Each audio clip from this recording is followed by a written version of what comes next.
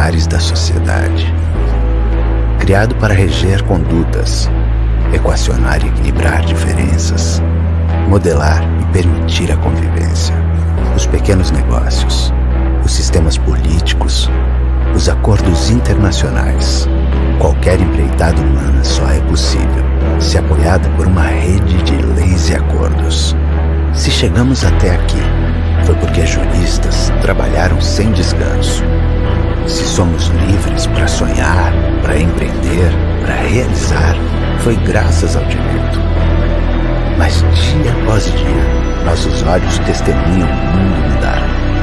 A tecnologia e a colaboração entre diversas áreas do conhecimento estão revolucionando a forma como vivemos. Enquanto isso, o direito esteve isolado, imune às transformações de um futuro que parecia distante. Mas acontece que o tal futuro chegou. Com automação e inteligência artificial, advogados estão sendo deslocados das suas funções tradicionais e sendo valorizados pelas suas habilidades de gestão, liderança, empreendedorismo e negociação. O presente demanda um novo direito, multidisciplinar, colaborativo, agregador e pautado em tecnologia. Assim nasce o New Law, uma revolução de conteúdo e de forma. Explodimos o casulo que isola o direito das outras ciências e o afasta das novas tecnologias. É chegado o tempo de integrar o direito à economia, à neurociência e à psicologia. É chegado o tempo de juntarmos brilhantes juristas brasileiros a professores estrangeiros ligados às melhores instituições do mundo. O New Law nasceu para criar experiências educacionais consistentes, usando as mais recentes descobertas sobre o aprendizado humano. Em cada disciplina, contamos com diferentes temas e, para cada tema, vídeos que sempre trazem destaques para os conteúdos mais importantes. Os vídeos são acompanhados de textos resumo com os principais pontos tratados pelos professores. E ofertamos questões para que você sempre teste seu nível de compreensão de cada conteúdo. Você pode escolher livremente a ordem na qual deseja estudar os módulos e, dentro deles, a ordem das disciplinas.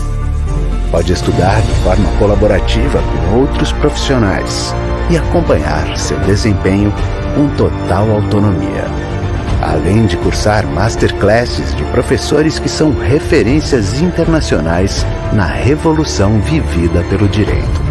Os alunos podem ainda participar de missões internacionais e de grandes eventos presenciais com palestrantes de todo o mundo. O novo assusta, mas é isso que o tempo faz.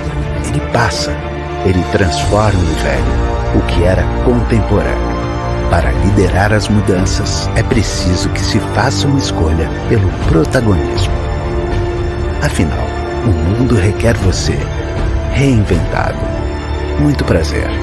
Nós somos o New Law, os embaixadores do novo direito. New Law. Você, reinventado.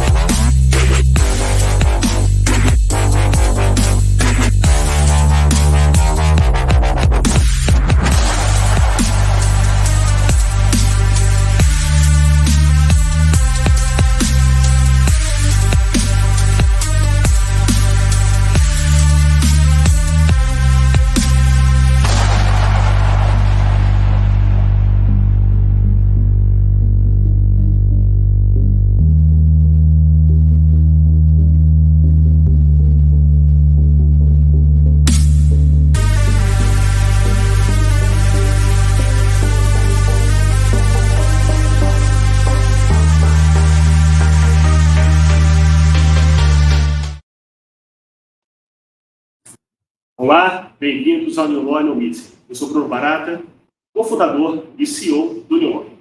E eu sou Isabela Ferrari, cofundadora e coordenadora acadêmica do New Law. Nós estamos falando com vocês diretamente de Caxias do Sul, do Rio Grande do Sul, nos estúdios da Uniftec, nossa patrocinadora. E queremos trazer uma reflexão muito importante. O que mudou na advocacia depois de 2 anos de pandemia? E nessa retomada que parece estar se desenhando, será que as coisas vão voltar a ser como antes? Qual a importância da qualificação nesse processo? O New Law é uma EdTech global voltada à educação executiva em direito e tecnologia.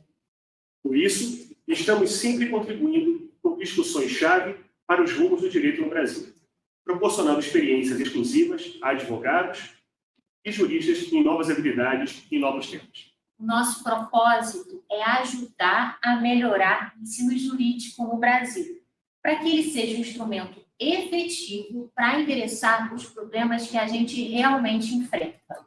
O New Law No Meeting é o nosso encontro anual que está agora em sua 3ª edição.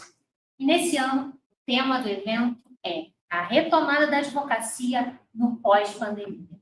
E a gente vai falar sobre tendências, pontos de atenção, habilidades que os advogados precisam desenvolver e como fazê-lo, além de assuntos da ordem do dia, como tecnologia, compliance, LGPD, habilidades comportamentais e muito mais. E esse evento só é possível graças àqueles que acreditam no nosso propósito.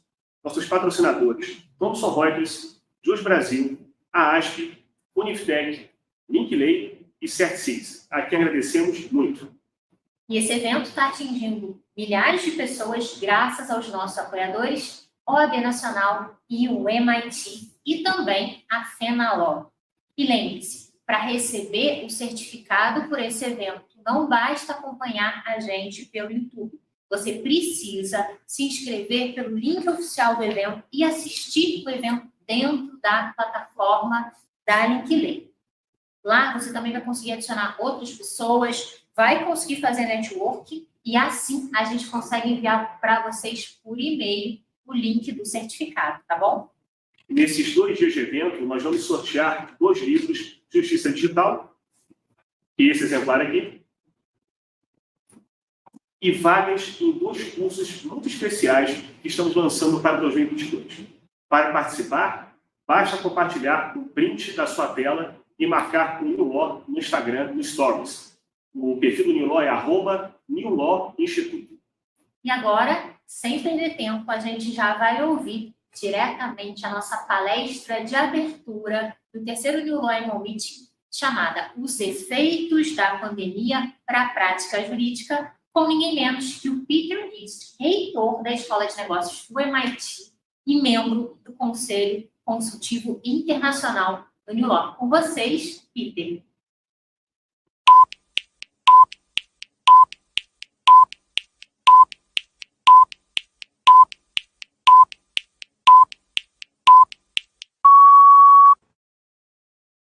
That have been driven by technology. Of course, in the last 18 months, technology has not been the driver of change. Other things have been, of course, most notably COVID-19, but perhaps other incidents and factors.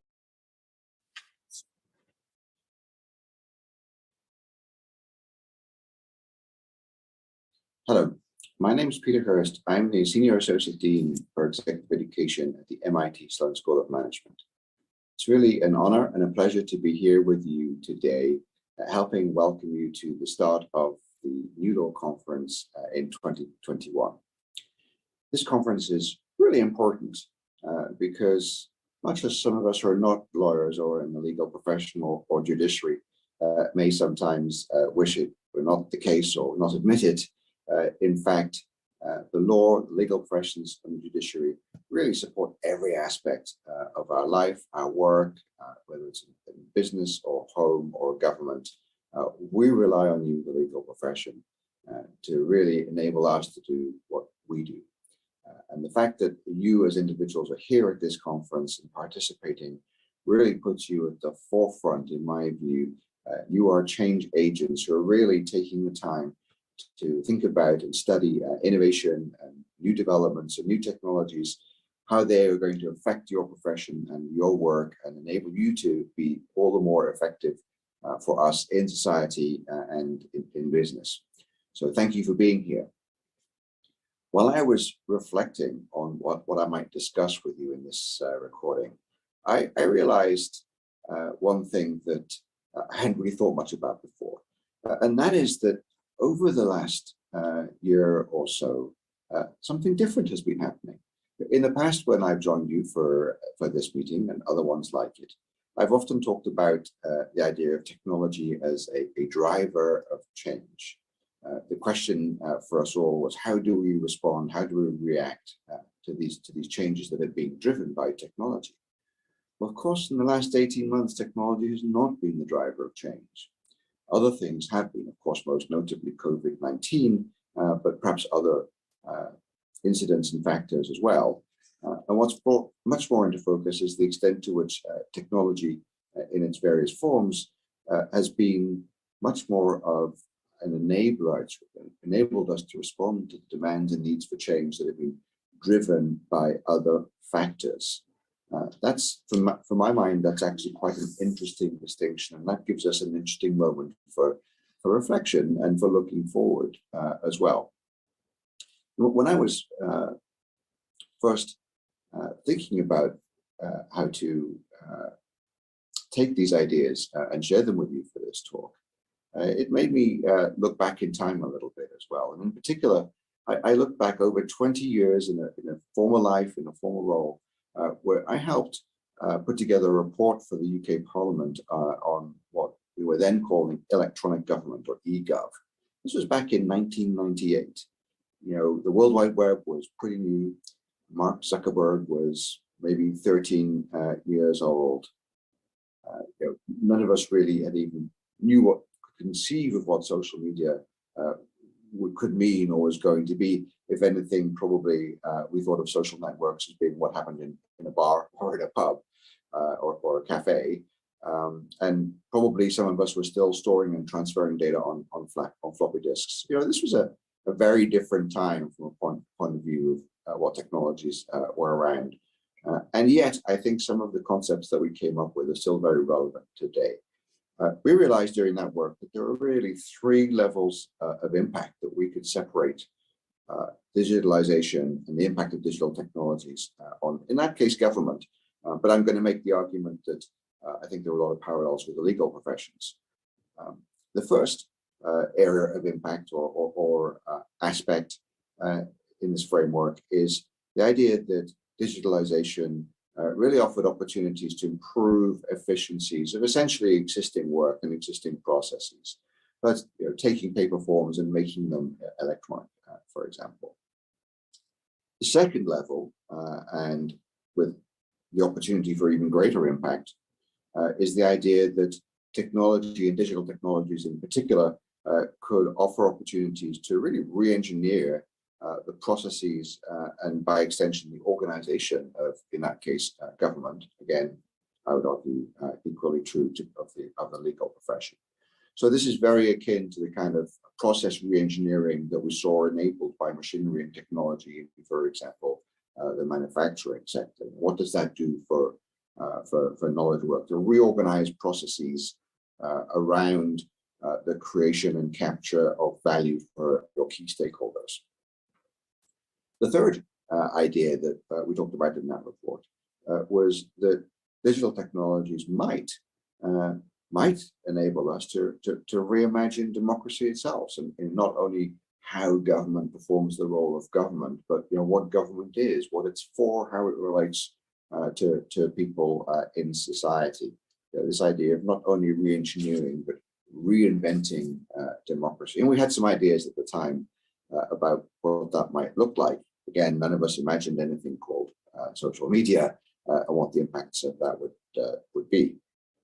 We actually, when I look back now, realize we missed one very important aspect of this as well, a fourth pillar, if you like, in this framework.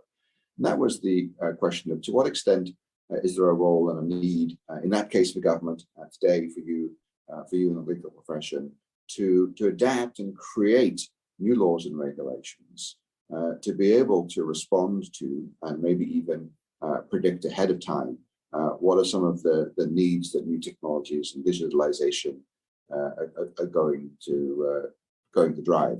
And that may be a very easy aspect to forget about, as we did.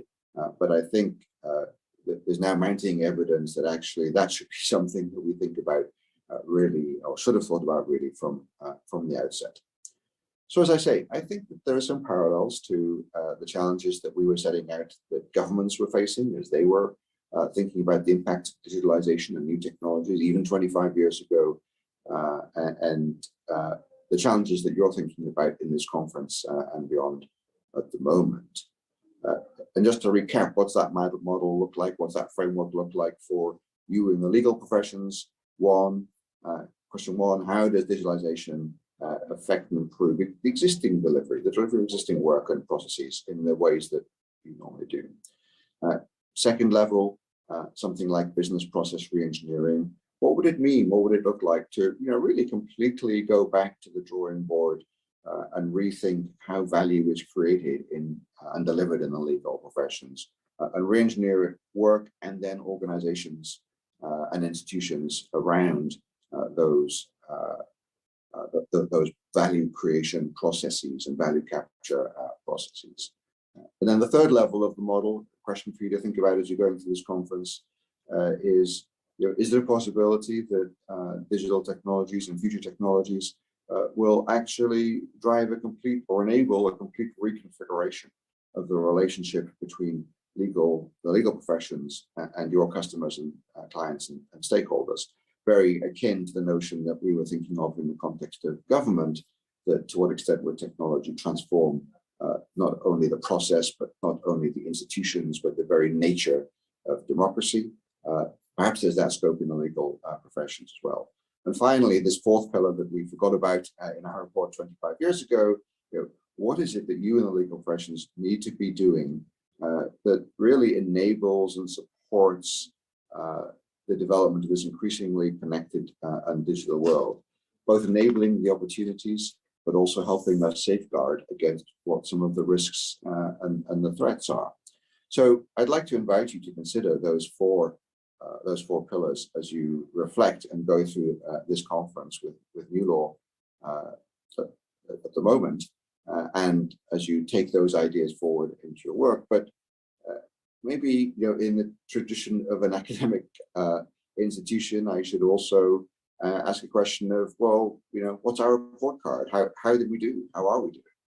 In case of electronic government and the recommendations that we were making 25 years ago, I'd say, unfortunately, not so well. Maybe, in some places this would be a passing grade, but I suspect most of us, if we looked at it truly honestly, would say that we're not really doing so well. Yes, we've seen around the world in different countries some efficiency and service improvements using digital technology. I would argue that there are very few examples where really the whole delivery model for government, the value that government creates, has been transformed in a sort of a business process reengineering kind of way. But we have, of course, seen a pretty profound effect on our relationship to each other as citizens and how democracy functions.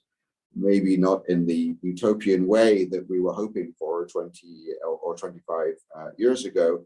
And by the way, certainly not driven by the institutions or people involved in the institutions of government, but much more driven perhaps by people at large, but in more potentially disturbing and concerning ways by large technology companies that have come and information purveyors, whether they're in the purported news business or in social media and social networks, that have really had a very dramatic impact on that we're all still figuring out how to cope with.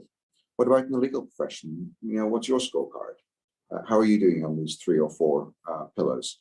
Well, you know better than me in terms of the legal profession in general, and clearly you know better than me in terms of the legal profession and judiciary in your own country.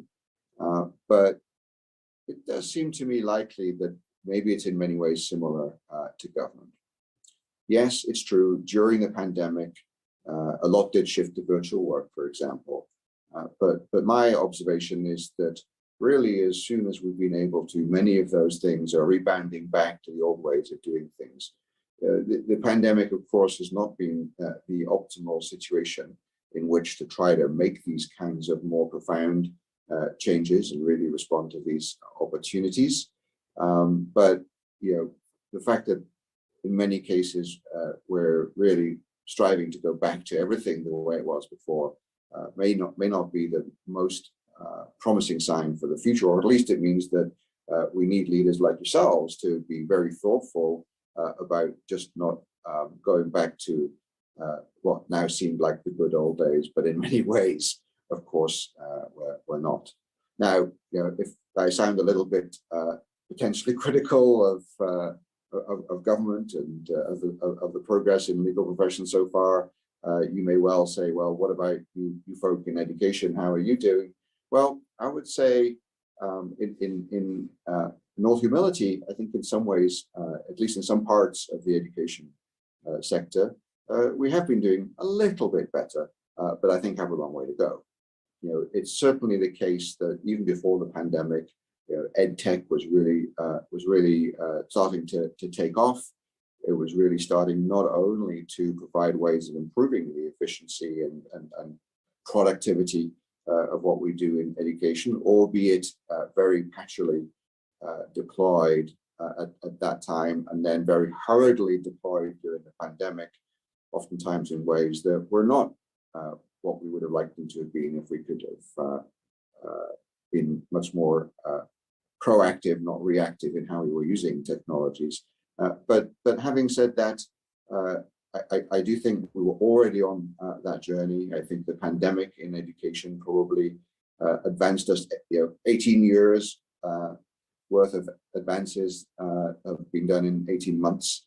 And we're not going back, in fact, to business as usual as we return to our campuses. We are taking lessons that we learned from how to rethink our whole process and how we create value for our stakeholders in the education sector. And I hope other sectors and other professions will be able to learn from that experience as well, legal profession very much included. Before I close, as has been perhaps traditional for me in this talk, I'd also like to highlight, because this has been some very general observations and this four-pillared framework that I've offered you, I'd like to highlight a couple of what I think are going to be the important themes in the near future and not so near future that are, I know, topics that are being explored during this conference, and I would urge you to explore those and be very thoughtful about them.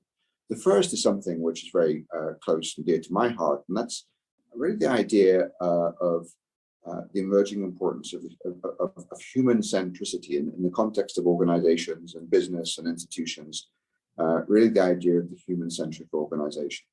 And I think it's fair to say that the Industrial Revolution, or revolutions plural, there have been several arguably, including the digital revolution that started in the second half of, or towards the end of the 20th century. They really involved making humans conform to the needs of machines. Whether that's in the sector I know best, the education sector, there's been quite a lot written now about the fact that our education system really was mostly designed to produce what factories needed in their workforce in Victorian times. And those factories themselves, manufacturing, if you think about the design of those systems, really people had to change how we related to work in order to be able to work with those machines. So people were having to adapt. I think we're entering an era now when there is at least the promise, if we choose to go down this path, of rather than making people adapt to what machines and automation are offering us, actually to do something which is much more symbiotic.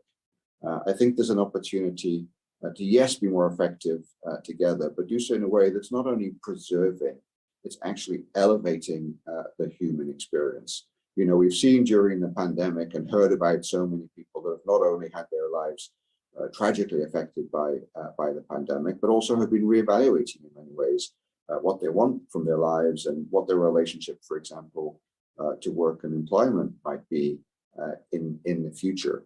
And many of us, as we have been planning at the resumption of whatever business as the new usual is, have been having to take that into account.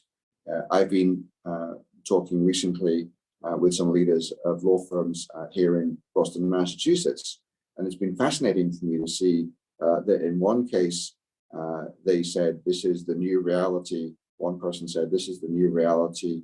My firm is essentially going to allow people and enable people and encourage people to work whenever and wherever they want to. And that's how I'm going to attract the best talent and retain the best talent. Another, equally sincerely, in a different firm, said, our business is all about interactions between people, and we will have people back in our office as soon as we possibly can. That's just a simple requirement of our business. They're in essentially the same business. They're coming up with two very different solutions. What I will say and add to that is I think both could be valid.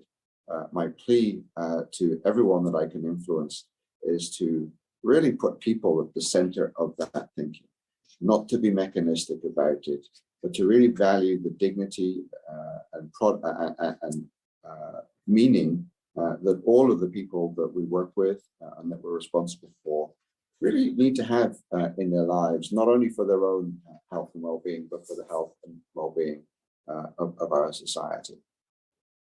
So, you know, that's, to my mind, my biggest soapbox of the moment is really encouraging organizations to, yes, understand technology, but also think about the human dimension. But of course, here I am at MIT, so technology is important as well in our lives. And what are two or three of the things where I think we're, you know, in your profession, you're going to see some impacts coming in the near future and that have already started.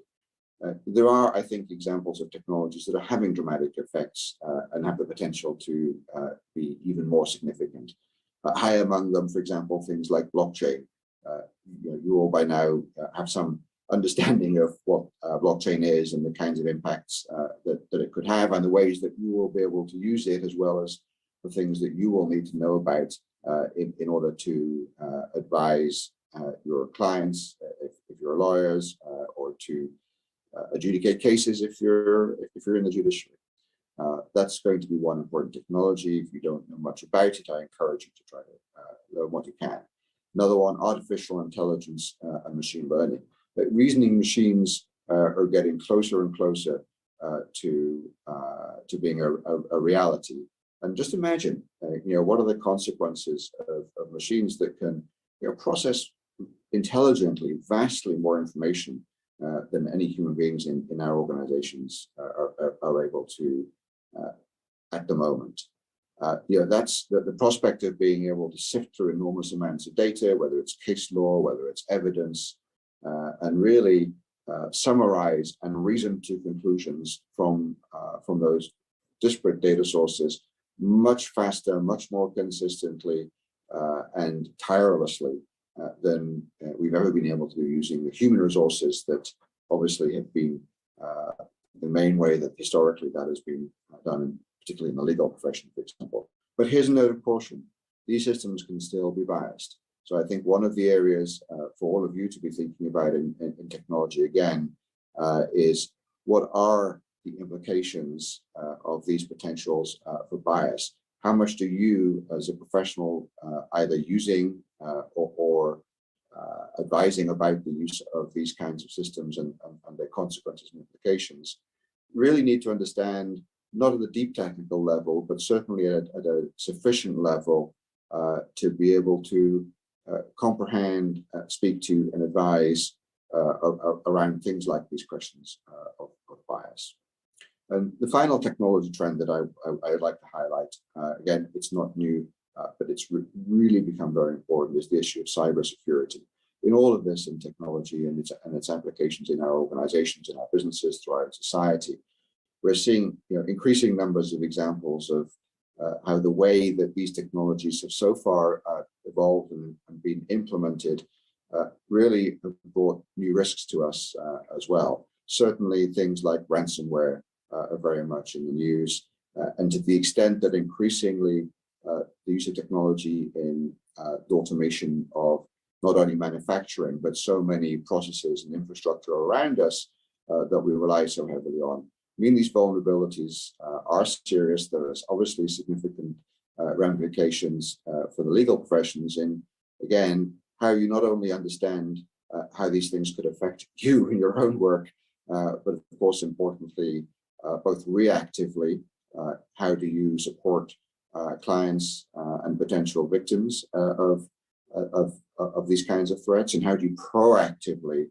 help your clients and frankly our economies and society as a whole to be better safeguarded against these new kinds of risks that have come out. What is the role, if I may leave you with a couple of provocative questions, what is the role in this kind of world for human values and judgment going forward?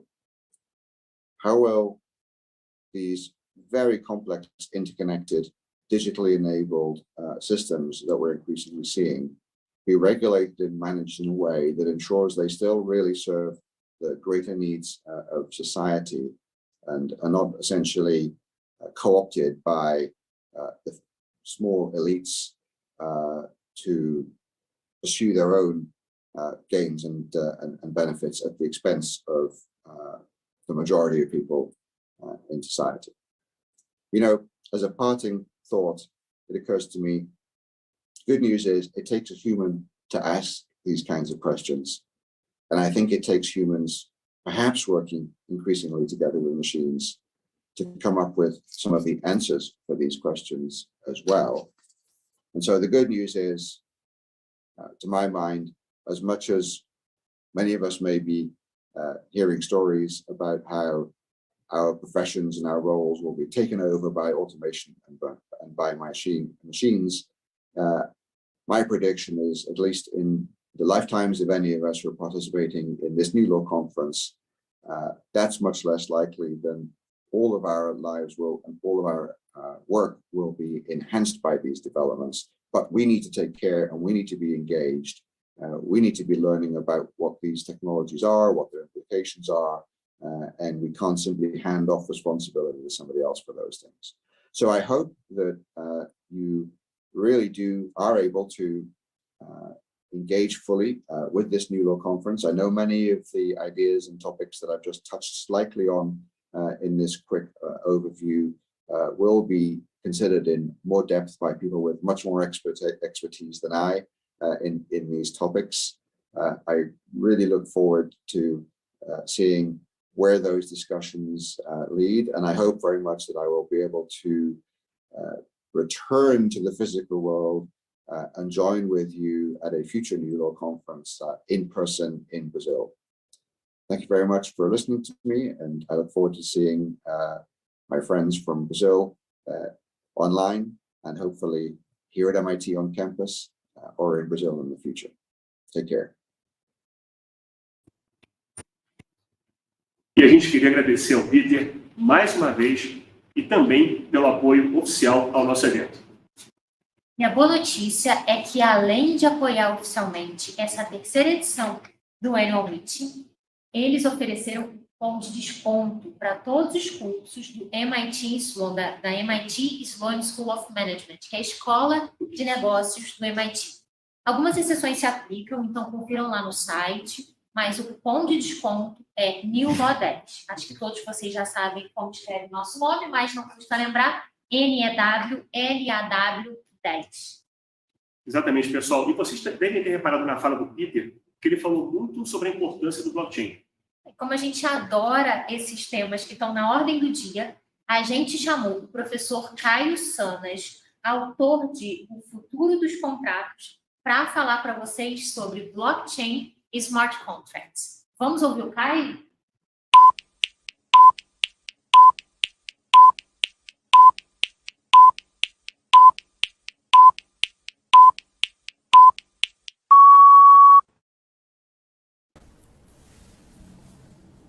Olá pessoal, espero que vocês estejam gostando deste maravilhoso evento do Neolaw. E o que vem a ser blockchain, já anota aí no seu caderno, que é um arquivo de dados que carrega os registros de transações envolvendo criptoativos, leia-se tokens ou criptomoedas, inclusive a própria emissão de criptoativos. Notem, pessoal, o próprio fundador do Fórum Econômico Mundial, Klaus Schwab, no seu livro A Revolução Industrial 4.0, ressalta a importância da tecnologia blockchain para registro de transações, para registro de informações. Com ela, que surgiu lá em 2008, com o advento do Bitcoin, com o protocolo do Bitcoin, a blockchain do Bitcoin, nós podemos considerar que é a blockchain chamada de 1.0.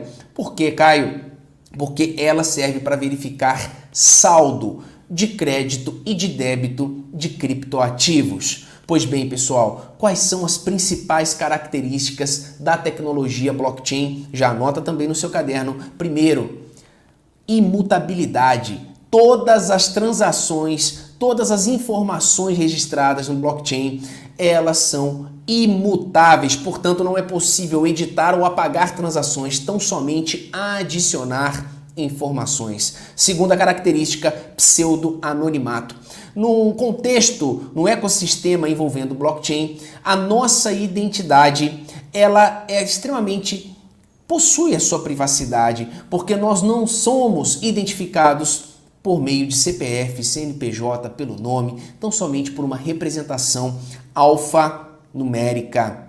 Pessoal, auditabilidade, nós conseguimos auditar os dados porque há uma cadeia cronológica de transações imutáveis, trazendo um potencial de auditabilidade. E em blockchains públicas, sobretudo, as informações são transparentes, nós conseguimos analisar e ver todas as transações, por exemplo, no blockchain do Bitcoin.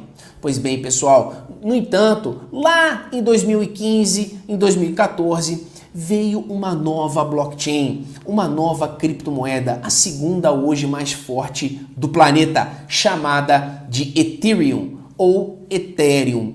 Prestem atenção, eis que vem o blockchain 2.0, porque agora eu não verifico tão somente estado de crédito e de débito, mas também eu consigo verificar comportamento. Como assim, Caio? Porque a pessoa que criou, o Satoshi Nakamoto criou o Bitcoin, mas a Ethereum foi Vitalik Buterin, ele utiliza smart contracts, que são softwares. São softwares que eles cumprem aquilo, executam aquilo que foi programado. Imaginem a lógica da lei, pessoal, não é subsunção do fato à norma. A lógica do contrato inteligente é também um fato que aconteceu, ele automaticamente executa. No entanto, a diferença é que na lei nós precisamos do Poder Judiciário para fazer cumprir aquele direito que foi estabelecido no contrato. Nos smart contracts, eu posso instrumentalizar acordo de vontades neles, transmitindo direitos e obrigações, sobretudo criptoativos, só que eu não preciso do Poder Judiciário para executar esta transação.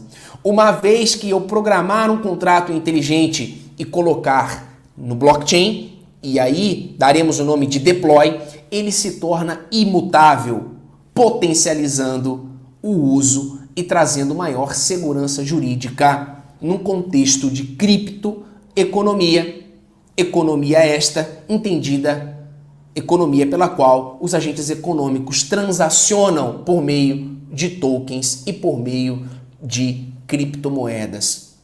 Pessoal, blockchain 2.0 veio com a Ethereum, o uso de smart contracts dentro de uma tecnologia blockchain, tornando esse acordo auto-executável e, portanto, também imutável. Há que se falar agora em Decentralized Finance. Imagina instrumentos financeiros, DeFi, instrumentos financeiros sem um banco, um mercado de capitais, uma B3.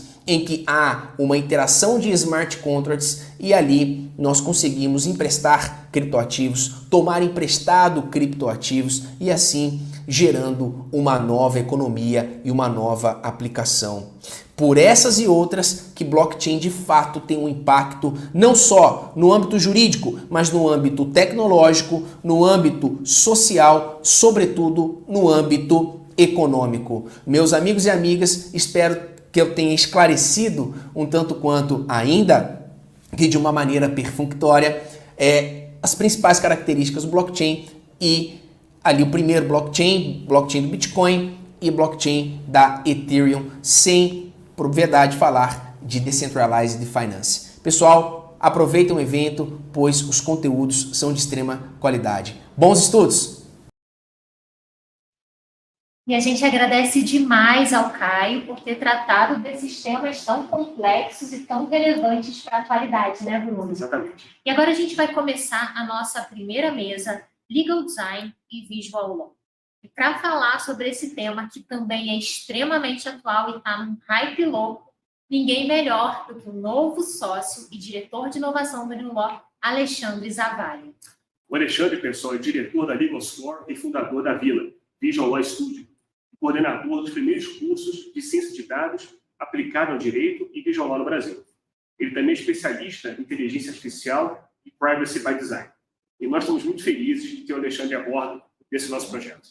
E o Alexandre vai trazer para o New Law esse conteúdo de tecnologia aplicada e gestão da inovação. Bem-vindo, Alexandre.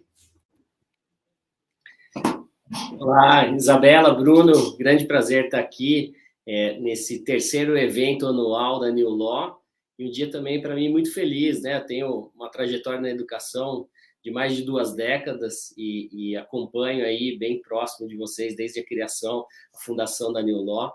E hoje é um dia para mim de festa e poder realmente alinhar aí a nossa forma de pensar, o nosso posicionamento, né? Como a gente coloca as pessoas em primeiro lugar. Vejo o professor Peter no discurso dele, né? Falou muito sobre pessoas, como o MIT, né? Tá trabalhando nessa questão de como é que as pessoas vão interagir com as máquinas, como é que nós vamos trazer, né, todo esse lado humano para o desenvolvimento da tecnologia.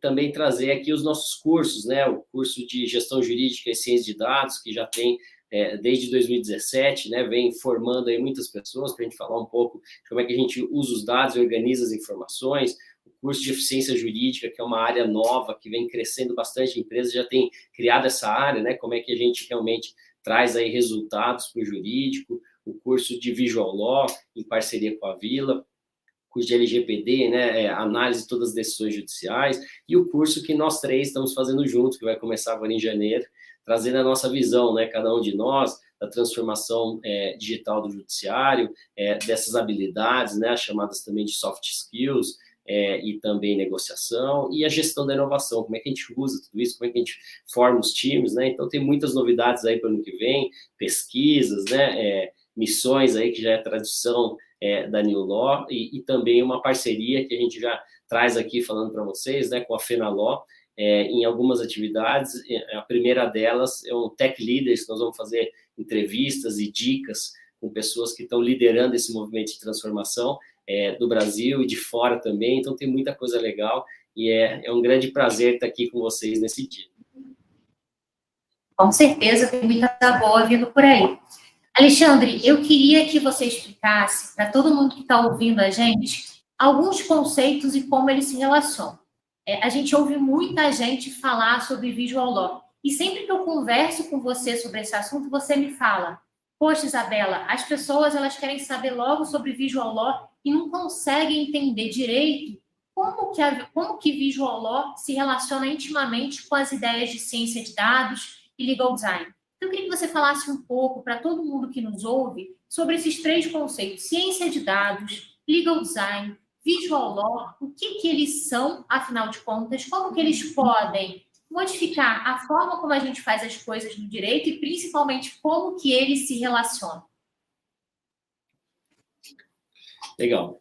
Eu queria também, antes de te responder, né, dizer que junto com a gente também está a Sinara Batista, que é a responsável por toda a parte operacional, trabalha comigo há muitos anos, né, e também vem integrar aqui a New Law, começou como aluna aí dos nossos cursos e realmente tem feito um trabalho fantástico. Nosso site já está no ar, com os cursos aí já de 2022, né, Isabela? As pessoas já podem também conhecer aí os cursos, já também garantir suas vagas, então tem muita coisa legal aí, a Sinara também é muito especial no relacionamento aí com toda a nossa comunidade. Bom, para falar, né, a gente tem muito para falar no semestre que vem nos nossos cursos, mas para trazer um gostinho aqui dessas discussões, né, sabe que um mês passado e pouco atrás, né, foi lançado esse livro, eu tenho a oportunidade de coordenar também junto com a Marina Pfefferbaum e Alexandre Pacheco, né, sobre IA, e esse aqui saiu ontem, eu recebi ontem aqui, Visual Law e Legal Design, né, esse aqui no Poder Público, tem casos aí da AGU, Justiça Estadual, Justiça Federal, STF, CNJ, né, tem muitos casos legais. Eu mostrei os dois aqui, até porque eu acabei de receber, mas para dizer como é que a gente liga, né, essas questões, como é que a tecnologia se liga, o direito. A primeira coisa que a gente tem que entender, né, é que a gente sempre tem dois aspectos dessa interligação, né, entre direito e tecnologia. O primeiro deles, como o professor Peter falou, a gente tem, né, realmente o impacto da automação, da inteligência artificial, de todas as inovações nos vários setores da economia, né? Então, isso acaba trazendo novos modelos de negócio, novas demandas, novos conflitos, né? E, ao mesmo tempo, muitas oportunidades de trabalho. Então, todo mundo também fala muito da tecnologia. O robô vai acabar, né, com a advocacia, vai acabar com as profissões, mas, por outro lado, também, a gente está num momento histórico, né, de muitas mudanças, muitas transformações. Então, a gente tem o crime digital, que lá no direito penal, tem os patinetes elétricos aí que estão na rua, tem uma discussão de direito administrativo, a gente tem produção de dados, né, que vem lá do constitucional e hoje se consolidando aí com uma legislação própria, né, para regulamentar essas questões, open banking, criptomoeda, né? Então a gente tem muitas coisas novas e desafios de formar as pessoas para essas novas demandas e realidades. Então esse é o primeiro ponto, né, o reflexo de tudo isso, né, no dia a dia da sociedade e assim no próprio direito. E, do outro lado, essas tecnologias, né, essas novas soluções, como ferramentas para otimizar nossas tarefas, para nos ajudar no dia a dia, e principalmente, né, para ajudar a entender melhor os problemas. E aí que a gente começa com essa discussão, né, de ciência de dados, de legal design, porque o legal design é muito acima de uma metodologia, a gente tem o design thinking, Canva, Agile, entre vários outros, né, mas o design realmente é uma metodologia, alguns já chamam até de ciência, de resolução de problemas. Como é que a gente cria, né, um caminho para primeiro entender melhor um problema, né, onde estão as informações, depois como é que a gente padroniza as informações, né, qual é a jurisprudência exata, qual é a doutrina, quais são as provas, né, quais são os elementos que a gente vai trazer aí para solucionar o nosso problema, né, depois o que a gente faz com isso, e na camada final é que vem aí o Visual Law, vem o design da informação, né, onde a gente entrega, pensa que cada vez mais a gente vai entregar serviços jurídicos dentro de plataformas. Então, o contrato mesmo, né, você sobe numa plataforma hoje para assinar, você não está mais entregando o papel, né, o PJE, né, que é o processo judicial eletrônico, todo mundo, você pega, né, o Código de Processo Civil, pegou todas aquelas regras jurídicas, colocou ali dentro de um workflow de tarefas de um sistema, né, e todo mundo se relaciona por ali. Então, os atores do processo, os documentos estão ali, então cada vez mais a gente tem essa camada final, né, onde a gente vai entregar, né, o nosso trabalho, e essa parte do design da informação em que entra uma parte de linguagem, né, de escrita, que existe uma tendência e uma área nova, né, no mundo todo chamada plain language, né, que é como é que a gente traz, né, o técnico, mas ao mesmo tempo a gente trabalha aí, né, um texto mais objetivo, né, organizado, sem, porque a gente está num mundo de muitas informações, né, então aquilo que a gente escrevia 70, 80, 100 páginas, né, tem que pensar muito bem, porque às vezes o que a gente coloca mais pode atrapalhar o ponto principal que a gente quer entender. Então, o legal design, ele integra todas as atividades, ele começa sempre na ciência de dados, porque ali é como se a gente ganhasse aqui, né, o que a gente brinca, de uma radiologia do direito, o raio-x, a tomografia, né, do problema. Então, com dados melhores, com informações melhores, a gente decide melhor, a gente é mais eficiente, né, a gente tem melhores resultados, mas isso também não quer dizer, né, que os dados vão dizer como a gente vai agir. Não é assim que funciona, né? Até porque você pode ter no judiciário, por exemplo, algo que é dominante na primeira e segunda instância, que a terceira instância pensa diferente, né? Então, não é porque aquele dado diz, né, sua probabilidade de ganhar ou não, que isso vai de fato acontecer, ou que é isso que vai determinar. O que os dados nos trazem é realmente entender onde está o problema, né? Como as coisas aconteceram, qual é a maior chance, né, de eu realmente, né, agindo daquela maneira, ter sucesso naquele caso. Mas é sempre a pessoa, o profissional, né, que sabe que dados que precisa, onde está, né, como usar. Então, a gente, né, tem estudado bastante que nesse mundo, né, com essas transformações todas, nosso grande desafio é formar as pessoas para conseguir trazer, né, o direito para dentro dessas plataformas. Então, vamos imaginar, por exemplo, né, um chatbot. A gente tem muitos chatbots já por aí. Alguém precisou criar esse conteúdo. O robô não é inteligente, né? Ele não cria nada disso. Então, um chatbot para trazer, né, indicação de respostas que tem conteúdo jurídico. Quem tem que fazer esse trabalho é o escritório de advocacia, por exemplo, né? É uma nova área, é o conteúdo, né, de um relacionamento interno de uma empresa, né, com informações que são validadas e organizadas pelo jurídico junto com o escritório, por exemplo. Né? A própria automação de documentos, quando a gente escolhe cada frase, né, alguém tem que pensar nesse tipo de caso, né, vale essa frase, vale essa garantia, as coisas não acontecem sozinho. Então, como é que a gente também aprende, né, quais são as tecnologias existentes, como é que a gente, né, integra tudo isso dentro do nosso projeto, porque não é linear e tem muita tecnologia, então, como é que a gente cria também áreas especializadas, um laboratório de inovação, uma área de língua pereira, né, uma área de eficiência jurídica, para a gente conseguir integrar todas essas ideias, e na camada final, né, como é que a gente entrega. Então, como no Visual Law, né, que hoje em dia a gente tem, né, muita gente falando sobre isso, muitas coisas novas, né, alguns usando de forma correta, outros ainda aprendendo como usar, mas o mais importante, né, a gente sempre entender que a nossa comunicação ela vai ser mais efetiva se a gente tiver o cuidado de olhar quem é o destinatário, né? Então, vamos pensar em LGPD, para falar para um magistrado, para falar para um dono de uma empresa, para falar, né, para o funcionário de uma empresa, para o cliente daquela empresa, a linguagem é diferente, né, o visual é diferente. Então, como é que a gente preserva, né, com muito cuidado, o conteúdo técnico, e como é que a gente adapta essas informações para que a gente gere mais acesso à justiça, para que a gente gere realmente essa efetividade na comunicação e possa não só trabalhar, né, por isso que a gente gosta de olhar aí outras áreas, a medicina é uma delas, não só olhar também, né, os problemas que já chegam e que precisam de uma operação, precisam de um tratamento, mas também olhar como a medicina ganhou, né, com esses exames e com melhores informações, um trabalho preventivo, que é o que a gente tem começado a ver bastante no direito, como é que a gente evita a entrada de novos processos pelo mesmo motivo, né, como é que a gente entende os problemas para mudar processos internos e organização. Então, é um cenário muito grande, né, de muitas possibilidades, e o ambiente de design tem nos ajudado a integrar direito, método, tecnologia, pessoas, né, times multidisciplinares. Então, tem muita coisa aí relevante, legal, para a gente trazer, né, de tudo que a gente tem aprendido fora do Brasil, aqui também, nesses anos aí de andança, e a gente poder compartilhar todo o conteúdo com vocês, nos nossos cursos, eventos e atividades. Maravilha, Alexandre, muito obrigado pela sua participação. É um prazer ter você a bordo do New Law, a Sinara também. Então, vai ser uma grande honra caminharmos juntos aí de hoje em diante. E agora, a gente quer anunciar uma novidade, um curso criado para comemorar essa entrada do Alexandre da Sinara no New Law e que é voltado para advogados que buscam navegar melhor nessa nova advocacia, nessa transformação digital que tão impacta a nossa profissão. É um curso que a Isabela vai explicar melhor agora para a gente como é que funciona. Pois é, pessoal. E para o início de 2022, a gente está lançando um curso, a Nova Advocacia, as 3 verticais para o sucesso profissional. Soft Skills, Transformação Digital e Gestão da Inovação.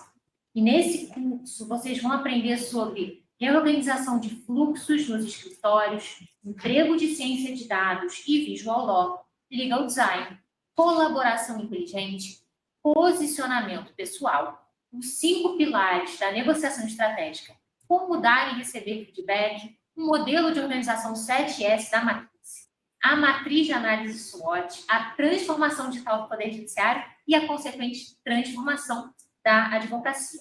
E eu, Bruno e Alexandre, a gente vai ensinar tudo isso em aulas ao vivo, com interação. Isso aí, pessoal, vejam que curso completo. Só que ele tem vagas limitadas, mas a gente separou uma delas para vocês que estão assistindo hoje o nosso evento. Então, basta fazer um print da tela e marcar o New Law no stories do Instagram, @New Law Instituto, tudo junto. Logo mais a gente volta com esse resultado. E agora a gente vai para o nosso próximo painel. Cortes online e tecnologia jurídica. Impactos na prática advocatícia inglesa. Nesse painel, a gente vai ouvir 3 grandes especialistas nesse tema que tanto está influenciando a realidade brasileira. Primeiro participante, Christina Blackloss, ex-presidente da Ordem dos Advogados da Inglaterra e professora do Legal Technology and Innovation Institute, um dos principais institutos de direito e tecnologia do mundo, que vai falar sobre LawTech, uma perspectiva do Reino Unido. E logo em seguida, a gente vai assistir uma entrevista sobre tecnologia jurídica, cortes online e advocacia, feita pelo Frederico Singarajá, um único advogado brasileiro autorizado a atuar em disputas internacionais na Suprema Corte do Reino Unido. O Frederico é barrister na Gatehouse Chambers, é especialista em arbitragem internacional e vai estar aqui entrevistando Derek Sweeting, que é o atual presidente da Ordem dos Advogados da Inglaterra e do País de Gales. E no intervalo, entre uma apresentação e outra, a gente volta aqui para anunciar o vencedor do curso. Então, com vocês, Christina Blackloss, falando sobre como as tecnologias jurídicas estão mudando a prática da advocacia na Inglaterra. É com você, Christina.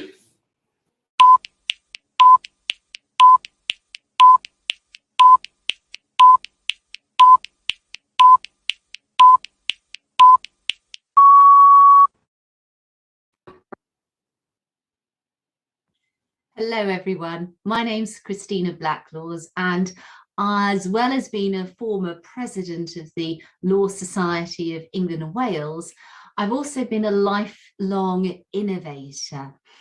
I set up one of the very first UK virtual law firms in the mid-2000s, and in 2011 and 2012 set up the very first alternative business structure whereby in the UK non-lawyers were able to own and manage law firms. And I think I was probably one of the first people to glory in the title of Director of Innovation in a large law firm in the UK. So I've always been fascinated with innovation. Now I help law firms across the globe to really get to grips both with innovation and transformation, but also in relation to diversity, equity and inclusion. I'm very proud to be the head of faculty of the Legal Technology and Innovation Institute, and I also chair 2 UK government bodies in relation to legal technology, the LawTech UK and Next Generation Services for Innovate UK. So I'm delighted to be here today to talk to you a little about what's going on in relation to the UK.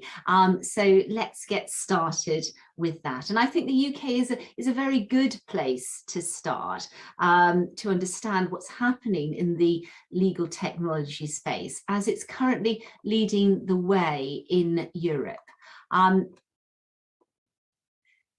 As you see from this slide, law techs in the UK have raised £647 million to date, and investment has increased threefold in the last couple of years. The UK makes up 44% of the EU law tech ecosystem, which is actually double its share of the EU legal services market, the traditional market, which is around 22%. There are more than 200 law tech startups and scale-ups in the UK, and they employ around 7,500 people. You may notice that I'm talking about law tech, law tech is the terminology that I use. It's exactly the same as legal technology, legal tech. I'm using them interchangeably, basically to mean legal services, the technology that legal services providers and the justice community use to help us deliver legal services or resolve problems. And law tech now is outgrowing, in the UK, fintech and health tech. So our recent law tech report said that the sector was worth around £22 billion. So the law tech ecosystem is active and developing, and we have a range of accelerators and incubators that are solely focused on legal technologies. We have significant government funding. Next Generation Services, one of the bodies that I chair, has given over £20 million for collaborative research and development across law, accountancy and insurance. And we have 44 live research projects in play at the moment. We have a really vibrant and growing community, which I think this is crucial to the UK's success, is supported by our professional bodies and regulators. And this has led to a flourishing of new law ventures, both through traditional law firms and startups. So this is all really positive and exciting, but we are still at the early stages of development. So what's holding us back? Well, the problem is that we can't really talk about sector transformation at present. In the UK, we have low adoption still in the B2B sector, but even lower in the B2C sector. And some of our firms' systems and infrastructures are frankly antiquated. I'll come back to adoption in a bit.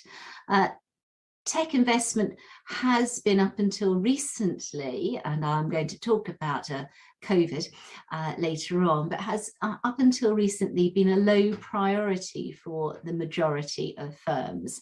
There's been a concentration of investment in early stage companies, limited scale up investment, and that demonstrates a bit of a lack of product traction. Focus remains on optimizing existing solutions, and this is a bit frustrating, as we know that the opportunities lie beyond automation in restructuring based on customer need. So I'm talking about transformation, not automation. And our existing culture and business models perpetrate the status quo. The opportunity of underserved markets has had limited exploration, such as for small and medium enterprises, SMEs. And really the sector is ripe for disruption, as we have seen in healthcare and health tech and fintech. And the reality is that if we as a profession don't do it, then I'm afraid that others will. I'm going to come back to the issue of adoption, as this is pretty critical. So the Law Society of England and Wales undertook some research which concluded that despite the rise in the number of law tech companies, there hadn't been an increase in adoption. So despite an acute awareness of the importance of law tech, that the legal market is changing and that law firms that adopt technology will have significant competitive advantage, the report identified a number of clear barriers to adoption. So some of these barriers are fundamental to the industry and include things like the partnership model and the billable hours model. But others were cultural and related to a lack of internal change management processes and concerns around risk and compliance. We found market confusion with law firm leaders really struggling to keep up to date with tech developments and not being able to distinguish what would help them from what was really just noise. In general, and in particular in mid-market and regional firms, there was a significant lack of awareness, which led to a lack of confidence and willingness of law firm leaders to make positive investment decisions. And finally, a real focus on the back office efficiencies and cost saving automation, very little on transformative technologies, which were client facing. So you might think, well, this is only about senior lawyers, older lawyers perhaps, but research from our junior lawyers division painted an alarming picture of the lack of awareness in digital natives entering the profession or early on in their careers. So nearly 50% didn't know what legal technology or law tech was. 60% thought that it didn't really affect them, and around the same had received little or no training in law tech. And Oxford University's work from 2020 confirms the situation is not improving, with most lawyers having received no relevant training in new technologies over the last 3 years. And just a couple of weeks ago, Wolters Kluwer's survey evidenced that 67% of legal professionals acknowledged that they needed to improve their digital skills. So for someone who believes in the power of technology like me, and I'm sure like all of you watching, it's a bit of a depressing picture, but I'm not giving up hope, as there is a lot to play for. The law, legal and court services serve an essential purpose in society. They ensure our collective rights and responsibilities and enable economic activity. The legal sector has to keep pace to deliver what society and the economy need. So from my perspective, law tech is an investment in the infrastructure of society and the rule of law. If we get this right, we can help law tech can help us rather to move to a place where society and business need us to go. We can improve access to justice with better legal information and services accessible to all, enabled through tech. We can more effectively manage risk and mitigate harm in an ever-changing world. We can support businesses and individuals to dissolve or solve their disputes, maximising their rights. And we can provide digital contracts that empower efficient, transparent interaction and trade. And of course, we can open up the black box of data to provide access to structured data, to share knowledge and train in a fair and unbiased way the algorithms that we need. At this point, you might be thinking, oh, well, that's very well and good, but how does it actually impact on my firm, on my department, on my business? And I would say that the growth opportunity for the legal profession is significant. Let's focus on some stats from Law Tech UK's research. So first of all, 60% of businesses who were able to utilise relevant technologies were therefore able to provide their services in a completely different way. In the main, this means cheaper, quicker, better quality for both client and law firm, and greater profitability for the law firm. Productivity, our research says, doubles, costs reduce, and most importantly, clients are happier with an increase in satisfaction of on average between 20 and 50%. And quite frankly, you're more likely to increase your share of this year's $1.2 trillion value of global legal services, and that's excluding law tech. So the firms of any size or structure, there is an enormous opportunity in embracing the new technologies that are readily available. And I'll cover what's out there in a minute. But first of all, let me segue into a few thoughts about COVID and law tech first. So despite the global horror that has been and continues to be this awful pandemic, the legal profession has demonstrated, I would say, great creativity and adaptability, whether that's been through court hearings held virtually, the rapid and seamless move to video communication, the expansion of cloud-based systems, normalizing remote and flexible working, which is great for diversity and inclusion as well, the huge increased demand for specific tech and the consequent downward pressure on cost. A recent study showed that COVID has sped up digital transformation by 5.3 years.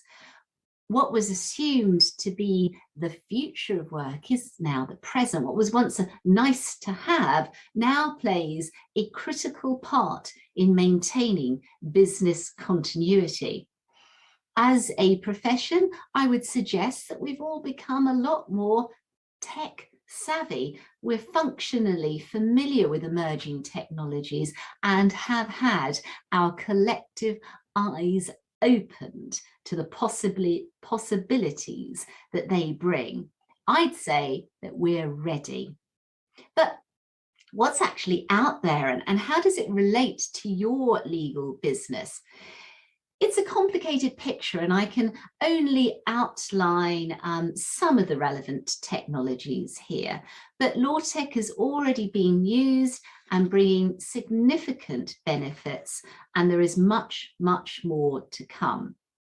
And don't worry, you don't need to know how to code or to have an IT army to support the implementation of many of these products. Many come with the necessary learning pre-programmed. So they're really plug and play, as simple, as intuitive to use as Outlook or any of your other current applications. So from contract management with tools which support the full contract lifecycle, from automatic contract creation using machine learning to assist with drafting and negotiating, to managing contractual obligations, to risk management in discovery, due diligence, litigation risk, or managing IP portfolios where algorithms, whose job it is to spot patterns, help the easy identification of risks, to predictive analytics, where future risks can be predicted and prevented. And here are some more examples of the trajectory and benefits of law tech. Lawyers are using tech to optimize legal research and case analysis, assess case strength and manage documentation. Added to the huge increase in remote hearings, this is leading to digitization of justice and tools that support online resolution. Providers are enabling people and businesses to manage their legal needs entirely online, and many DIY products are being produced and utilized. AI chatbots are becoming common to support consumers through an array of legal matters. E-billing, time recording, and document management systems are being used routinely, and increasing platformization enables lawyers to work in a connected, collaborative way that captures data and provides analytics which support further operational improvements. COVID sped up the use of electronic signatures, which are now becoming ubiquitous, and online identity verification is also reducing cost and the risk of fraud. This digitization of the process means that all parties will have digital identities, and so documents could be signed on chain, opening up the possibility of members of the blockchain acting as public notaries or witnesses to attest signature. So there's a lot here to take in, and the landscape is constantly shifting. But let's now focus for a couple of minutes, and I just want to give you a few ideas about how to identify and therefore to implement legal technologies in your business. This is something that we cover significantly in the LITIC, the Legal Technology and Innovation Certification. And I just want to run through a few of the ideas here with you. So the first thing that you need to do is to identify the legal process that you are wishing to implement. Many times it is the process as opposed to the technology which is in issue. So once you've done this, once you've identified the process, you then need to map it out from an as is to a to be map. So really, in all of its difficulty, the current issues, the current problems, don't be embarrassed about it, capture it and make sure that you are very honest about the map. And make sure that you include who's doing the work and how much that is costing you as a business. Then you've got a very clear picture of your current functioning. Then review the market. Now, I've put there artificial lawyer because it's a good place to start. They have some really good, they have a really good directory, for example, that gives you an idea of what's operating in the market, and work out which technology might be appropriate to utilize. Then step back, have a look at your process. Can you reinvent it? Can you transform the process utilizing the technology? This is a moment to be brave, but it's also a moment to be clear in terms of the business case. You need to really articulate that to the decision makers so that they can support you in this, and then set about rebuilding the process. Buy the software. It is actually, it's nothing more than that. It's nothing to be frightened of. And then you need to train, embed it. And of course, crucially, make sure that you are put in place the right rewards to affect the cultural shift that you need in your business to enable adoption. And then, of course, now you can start to really measure things, because you will have hopefully some really insightful big data which supports you in that. And of course, that's just a taste, and we do much more of that in the LITIC certification. So finally, a thought to leave you with from John F. Kennedy about change. And it is vital that we all hold on to this insight, this understanding. We need to embrace change if we want to have a very positive and successful future. So thank you very much, everybody, for listening to me. And I hope that the rest of the conference is extremely beneficial to you all, and very, very best of luck. Take care. Bye-bye. Gente, eu sou louca por esse assunto. Eu não sei se em algum outro momento da história do direito as práticas mudaram tão rápido e em tão pouco tempo, mas eu acho que não. E agora a gente vai para o vencedor do sorteio para o nosso curso, a Nova Advocacia, as 3 verticais do sucesso profissional. Bruno, quem ganhou o curso? Nós temos uma vencedora. A vencedora foi a Ana Carvalho. Parabéns, Ana. Sucesso nessa sua nova jornada acadêmica com a gente. E Ana, olha só, você vai receber um contato nosso pelo Instagram, então fica de olho, tá? E se prepara, porque o curso vai começar no final de janeiro.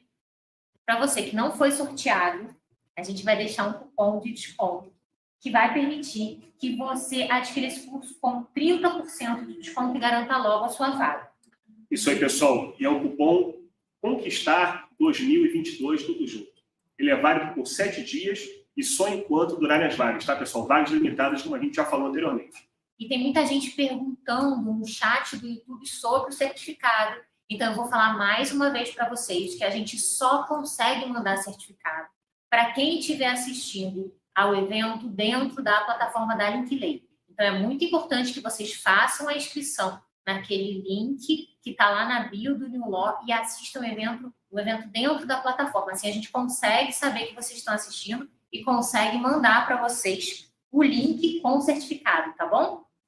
E agora, pessoal, a gente vai assistir a entrevista que o Frederico Singarajá fez com o presidente da Ordem dos Advogados da Inglaterra e do País de Gales sobre o tema tecnologia jurídica, cortes online e advocacia. Vamos lá?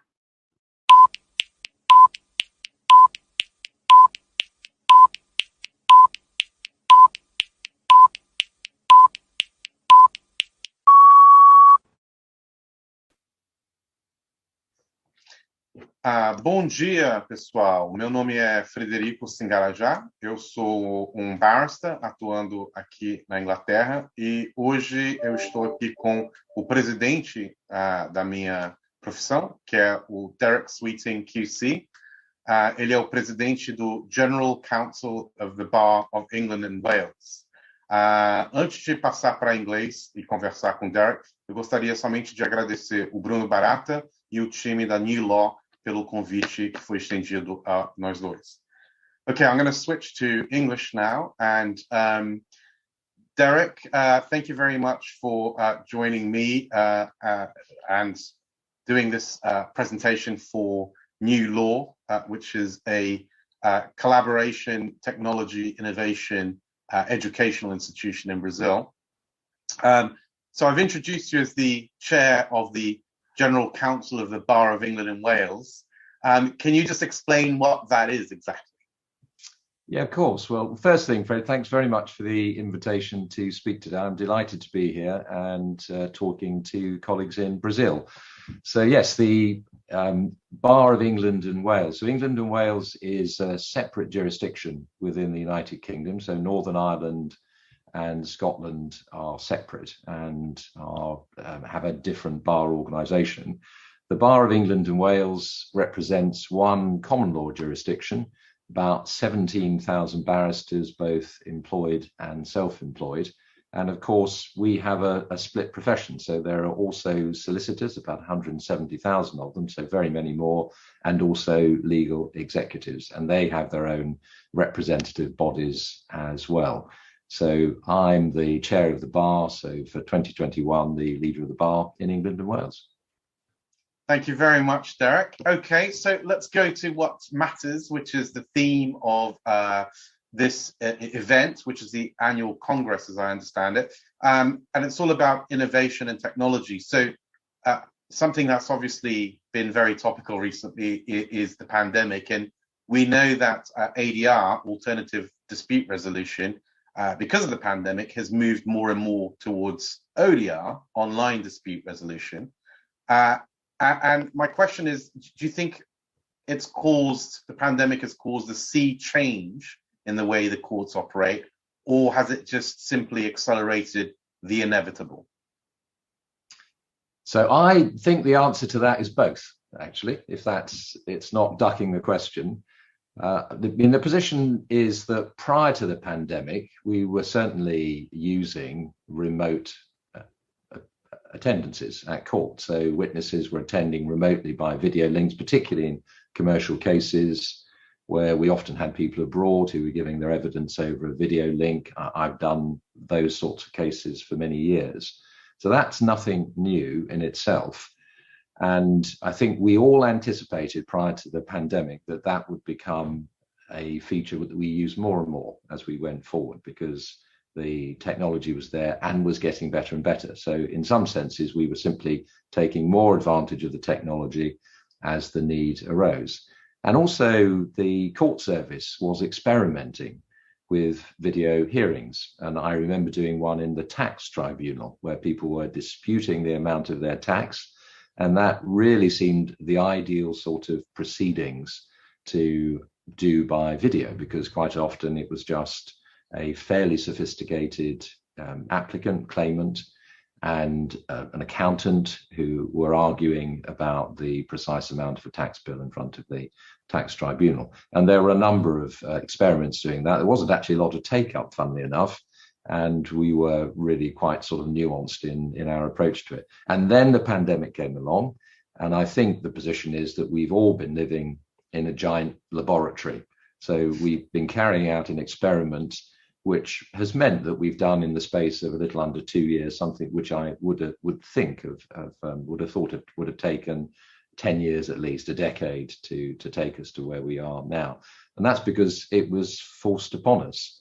And I think there are three things really which were a feature of that. Firstly, the fact that we had to go in some areas completely remote. So hearings had to be remote for every participant.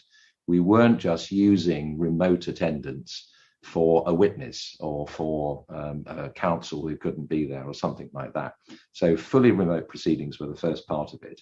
The second part was that areas which had never had remote at all, I mean, particularly the lower courts where it was just regarded as too expensive for the litigants, were forced to have remote. And so it was a case of video hearings moving into areas they hadn't been before.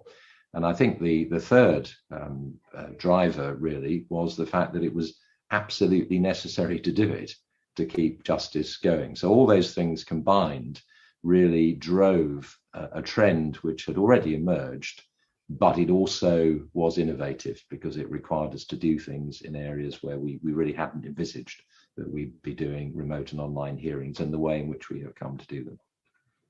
Thanks, Derek. Yeah, that's interesting. I think in England, we've been perhaps somewhat behind some other jurisdictions, certainly Brazil, in digitalizing, etc. But remote hearings is something that I suspect most of the world wasn't doing on a day-to-day basis, and certainly not fully.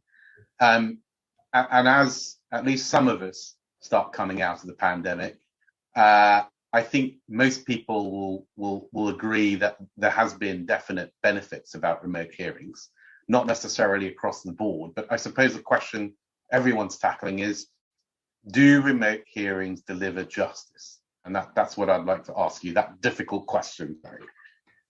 Yes, well, I think the first point is that during the pandemic, in many areas, we just didn't have a choice other than to go remote. I mean, interestingly, in this jurisdiction, in England and Wales, and in Scotland and Northern Ireland, in fact, because we have certain types of proceedings, particularly criminal proceedings with juries, we didn't go there, although we did a little bit of it in Scotland in a way in which I'll explain. So we had to get back to in-person hearings for certain things, but everything else, particularly family proceedings, was an absolute imperative to ensure that the courts carried on, had to go wholly remote. I think what's happened now is that we're beginning to ask the question, because we know we can do it, does that mean we should do it? And that's the real question going forward, because we've got to the point now where in all jurisdictions, we've got back to alternatives. We can go back to in-person hearings. And the real question is should we do it, or what's the extent to which you should do it? And that's where the question arises. Is there a sort of difference, a tangible difference between online hearings and hearings in person? And I think the answer to that is yes, there definitely is, because at one level it's obvious, isn't it? You're just doing things differently. You don't have as many of the verbal, you get the verbal clues, you don't get the cues that you get from seeing people in the same way. It's difficult to establish eye contact with the screen, all those sorts of things. There's a whole raft of things which I think as experienced trial advocates, we recognize are very difficult to replicate on screen. So I think the question then has to be, how important are those things for the particular issues that we're dealing with? And most people, I think, recognize that if you're simply dealing with an administrative hearing, you're making submissions, for example, about how a case should be progressed, or even arguing about a point of law, whether or not a limitation period has expired or something like that, the sort of things we're all familiar with because they arise in almost every jurisdiction. Does that require you to have all of the extras that you get from being there in person? Or is it actually perfectly satisfactory to be doing that where it's necessary or appropriate to do it in through a video link? And of course, the video link often means there are advantages. It's cheaper, it's often swifter. It means that people can do it from different locations without having to travel and that sort of thing. So I think that's the conundrum. And I think we can easily produce the spectrum. We can say what's at one end where it clearly feels wrong. And I think perhaps a hearing in which you're going to remove somebody's children from them, for example, there just seems something which is a bit indecent about doing that over a video, or a jury trial where you're going to have lay members of the public acting as judges of fact. I mean, I know that's, I think the spectrum, the polar ends of the spectrum are easy to identify. And the question is how we fill in the middle. And I think that's a little bit of trial and error as we go forward. It needs some leadership, I think. And the other thing it needs is quite a lot of research. And I think we need to do that. We need to consult with the people who are doing it all the time. And we need to be able to have the options. What I'm really against is having jurisdictions where the options are taken away without there being a good reason. Yeah, I couldn't agree more. So I just wanted to change tack a little bit now. I mean, certainly over COVID, if not before, we've got artificial intelligence creeping in, and it's creeping into our lives, whether it be Siri on your iPhone or Alexa at home. And we've seen it permeating through to the profession of the law. And certainly here in England and Wales, we use it a lot, for example, in disclosure exercises when you're sifting through enormous volumes of electronic documents. In Brazil, I know that they use it to check authorities. And in the US, I know of AI being used to determine sentencing. But the real question, I suppose, the polemic is whether or not eventually robots are going to replace us lawyers. So my question to you is, do you see AI as a friend or a foe of the future lawyer? So I think the answer to that is that I would see it very definitely as the tool of the future lawyer, and something that we have to get used to using. And like any tool, I think it represents the sort of changes in technology that have always been there in the law. I mean, a good example, I think, is if you read a Charles Dickens, really, those novels that concern the 19th century legal system in this country, you'll find plenty of references to documents being drawn up and then being sent to Chancery Lane, which is really at the hub of our legal area in London, and then being copied by hand by Chancery copyists and so on. And that was the way in which documents were copied, because there was no alternative. There were no machines to copy, and these were important documents. There was no secure way of doing it other than copying and sealing them and so on. And of course, we're well beyond that, aren't we? We now can produce documents electronically. We've digitized. We can use copying machines, or we don't even need them sometimes. We can just email as many copies as we need and so on. So those are all advances which the law has just embraced and kept up with. And in that area, I think we're seeing other ones. We're seeing, aren't we, the use of distributed ledger technology and blockchain, which makes documents a lot more secure, which means that we can have self-executing contracts and so on. And so I would see that as part of a continuum, just the way in which we deal with certain things. Documents, in particular, really good example. We've always adapted and changed. And actually, some of those changes have meant that we've lost a lot of jobs. I mean, we've lost the people who wrote out things by hand. We've lost the secretaries and staff who type things up when you dictated them, because we do them ourselves, or the machines themselves transcribe. So I think that's a really good example of a tool. But we're about to get, of course, a really powerful tool with AI. And so I do think there's a certain element of threat, but I think it's essentially the same threat, although it may come a little more quickly, which is that there are tasks that lawyers do that AI is going to be able to do a lot better. So I'm asked about this quite a lot, actually. I've given a few talks on it. And one of the ones I really like referring to, let me just have my standard example of this. There was a study, quite a recent one, where some US corporate lawyers were set against something which is called the LawGeeks AI. And that's a system which was used to spot issues and anomalies in non-disclosure agreements. Now, I think if you've got a commercial practice, you'll know that that's exactly the sort of thing that's given to junior but not too junior lawyers in order to check the documentation. And obviously, it's extremely important it's right. So when they had that contest between the AI and lawyers. É muito interessante, né, pessoal, como nessas questões de tecnologia, os seus efeitos nas cortes online, os seus efeitos para a advocacia, como as questões são sempre as mesmas nas diferentes jurisdições, né? As dificuldades, as decisões difíceis são sempre as mesmas. Então, é muito interessante a gente ouvir um pouco sobre o panorama da Inglaterra e como eles estão levando esse processo, quais são as decisões que eles estão tomando, enfim.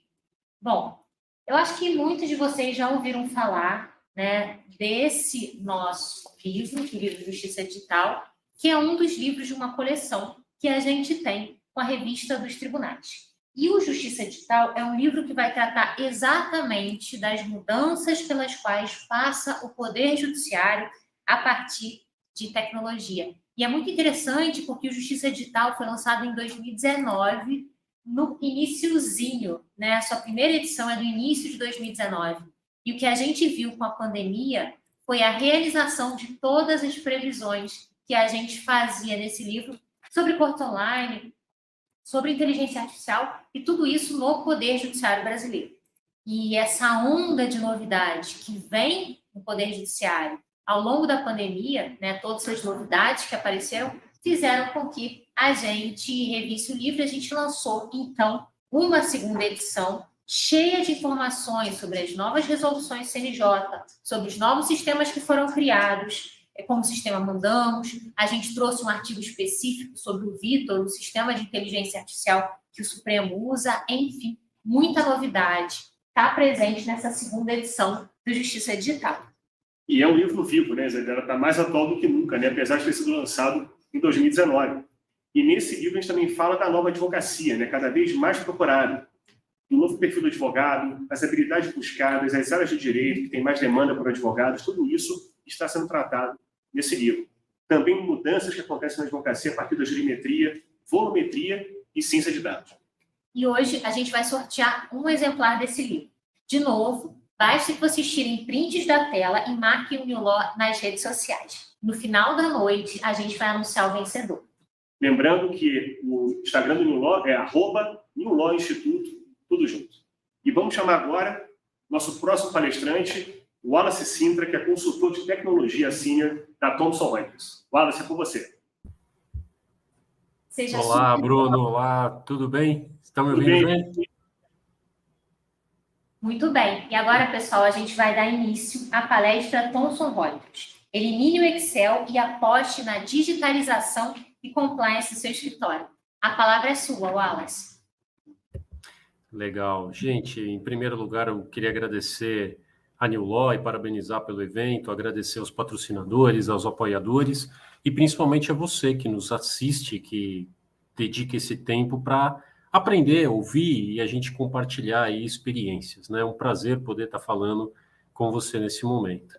Bom, a gente vem falar hoje sobre algo que é extremamente relevante e que muda o conceito da nossa forma de pensar. Por quê? O Excel, ele é uma plataforma ou uma solução rotineira. Eu como consultor, entro nos escritórios de advocacia e aí é comum a gente visualizar. Então, como é que está hoje o ecossistema do escritório de advocacia?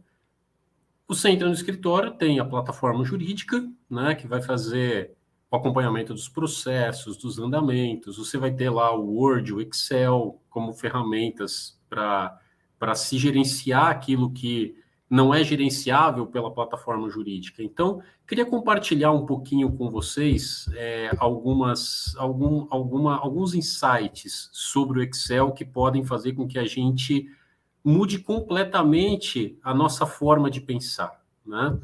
Então, deixa apenas eu compartilhar minha tela.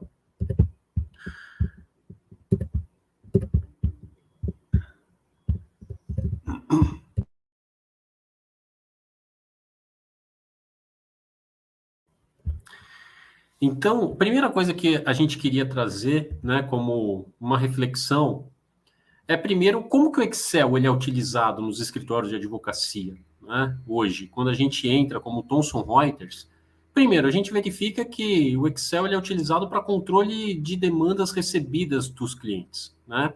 É muito comum que os escritórios tenham grandes clientes, esses grandes clientes já têm seus próprios sistemas e a gente precisa pegar essas informações dos sistemas dos clientes e a gente precisa tratá-las.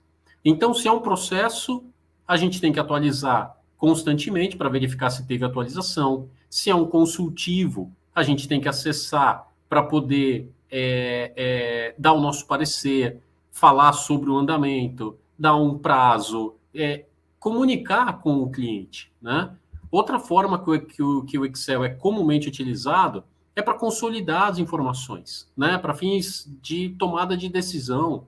Então, o Excel acaba sendo uma solução que vai pegar informações do sistema jurídico, do sistema financeiro, que vai pegar informações do próprio Excel e vai consolidar todas para poder gerar informações, transformar esses dados, consolidá-los e transformar em informação que vai permitir a tomada de decisão pelo escritório. E, principalmente, o Excel é utilizado na gestão do negócio do cliente, né? Como relatórios, seja do cliente, seja do próprio escritório, para due diligence. Então, é muito comum a gente entrar e cada área tem as suas planilhas com os documentos que pedem, as auditorias, compliance. É muito comum. Eu peço isso daqui para o meu cliente. Onde está? No Excel. Contratos, fazer gestão de contrato, seja contrato de honorário, ou seja, gestão do contrato de clientes, que muitos escritórios estão fazendo hoje. Acaba muitas vezes trazendo para o Excel. Marcas e patentes, escritórios que são especializados nisso, quando não tem um sistema, acaba trazendo para o Excel. Gestão de procurações, né, das próprias ações, dos próprios processos, das próprias pastas do escritório, ou até procurações de clientes também, vendendo como serviço para essas grandes empresas SA que têm procurações públicas e tem que fazer essa gestão também, né? Escritórios parceiros, os escritórios correspondentes, como é que você consegue controlar o percentual que é devido a você, quais ações você indicou, quais você recebeu, né? Acaba sendo feito, se a plataforma jurídica não comporta, pelo Excel. Repositório de cláusulas. Sim, repositório de cláusulas, eu tenho visto muito isso. Base de conhecimento, acaba se utilizando o Excel para poder consolidar teses, para consolidar pareceres, para consolidar cláusulas, né? Auditoria e assim por diante. Gente, no dia a dia, quando a gente entra nos escritórios, é muito comum a gente ver o Excel como uma ferramenta do dia a dia. Agora, será que esse é o melhor caminho? É essa reflexão que hoje, como Thomson Reuters, nós queríamos trazer para o nosso meio, né, de escritórios de advocacia. Então, o que acontece? Quais são os problemas que a gente tem em utilizar o Excel? O primeiro deles é que é uma ação manual. É uma solução que você precisa trabalhar em células, né, linha a linha. Você tem a possibilidade de falhas. Você está trabalhando com fórmulas. Se você sobrepõe um dado, ou se você acaba copiando, colando, você pode perder uma fórmula, uma macro.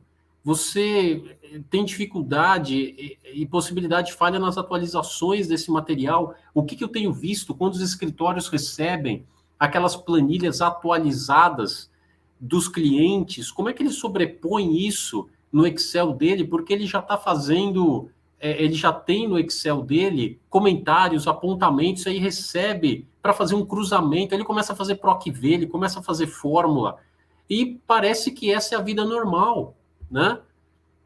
Necessita de conhecimento específico, técnico, não é qualquer pessoa que faz um PROC-V, por exemplo, é uma fórmula. Você precisa entender do Excel em nível avançado para você poder tratar, né?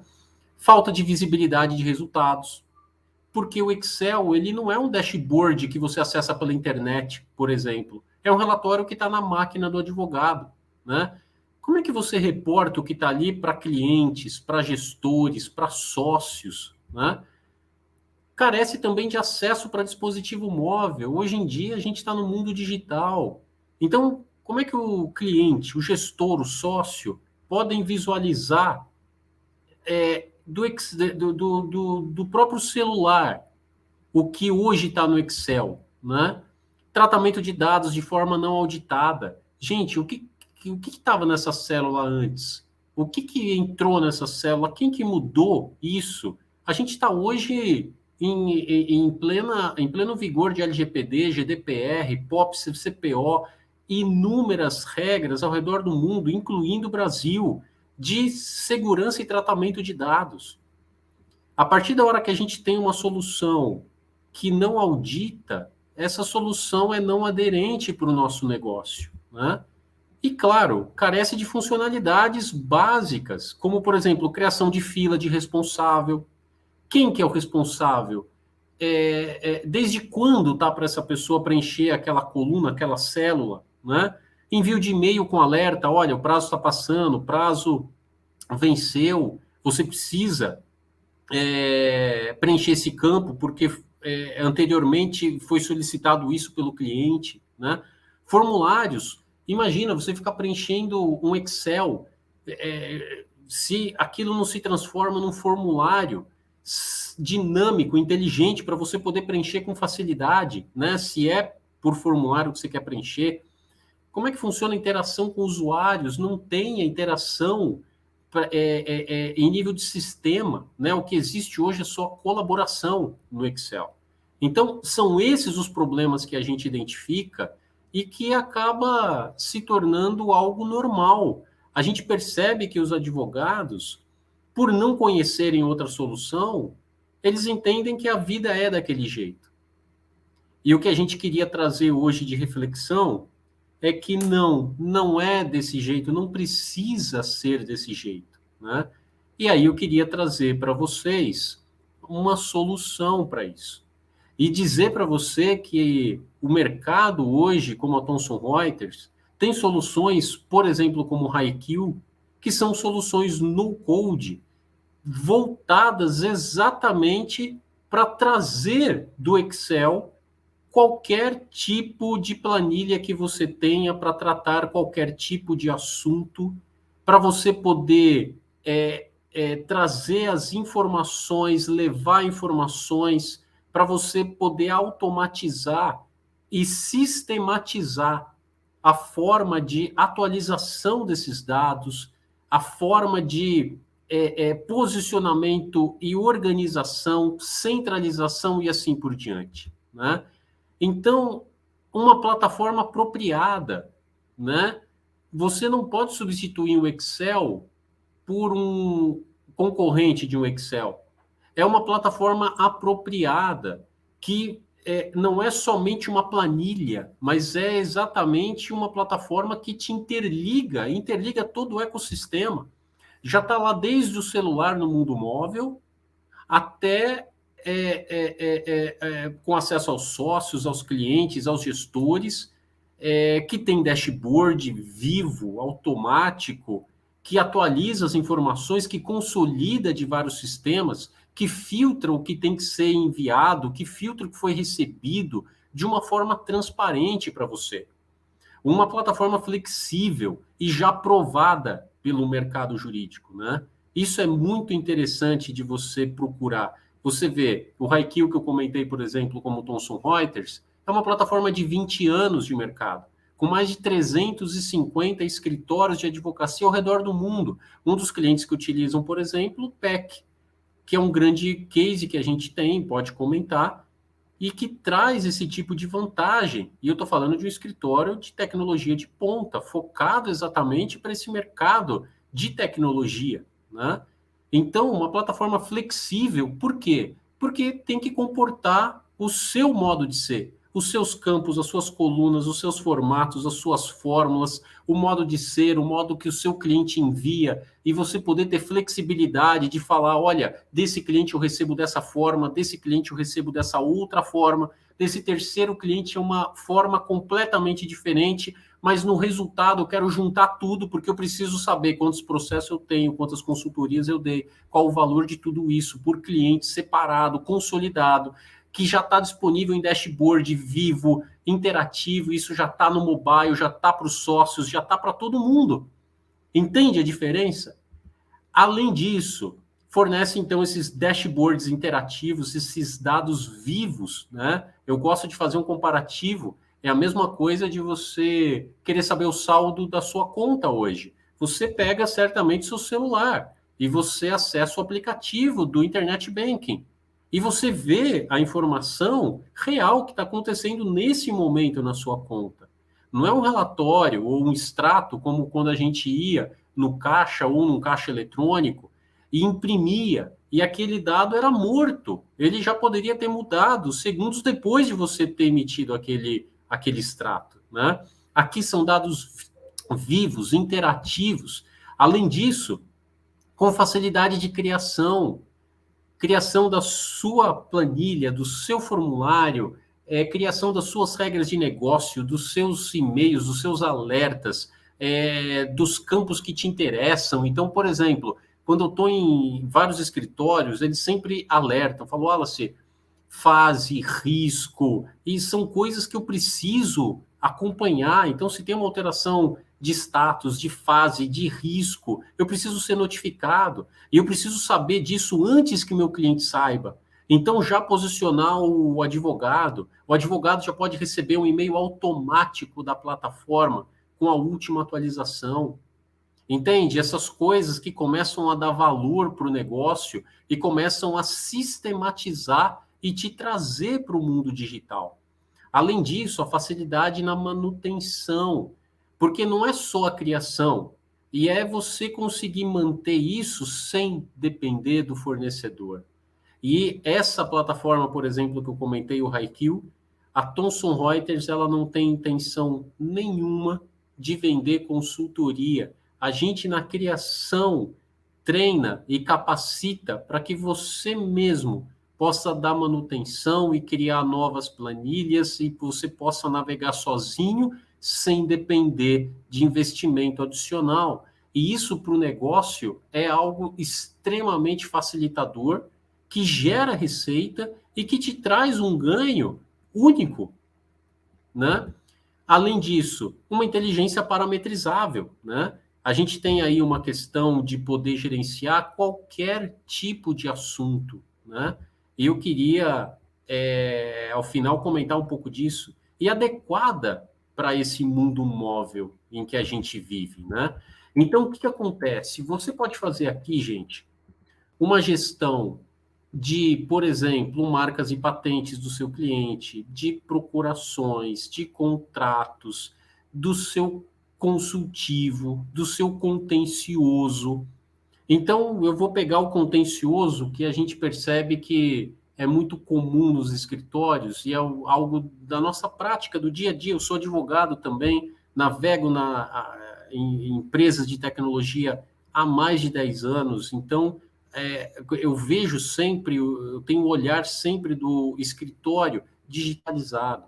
Então, veja, quando a gente fala no contencioso, é muito comum o cliente mandar paulatinamente para o escritório a lista, olha, esse processo é novo, esse processo atualizou, esse processo finalizou, então esse daqui tem prazo, e isso tudo vai chegando para você com notificações que normalmente são por e-mail, ou o escritório tem que acessar para ver por ele mesmo se teve ou não alteração, e você pode utilizar soluções como o HighQ exatamente para isso, para receber essas informações, para poder enviar essas informações, e é possível até você automatizar isso, né?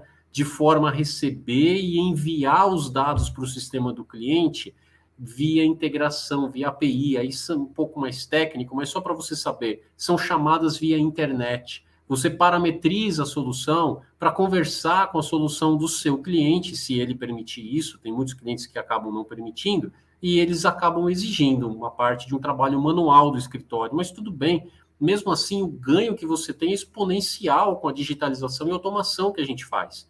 Mas se ele ainda por cima permite uma integração, você pode automatizar o processo totalmente e do início ao fim, né?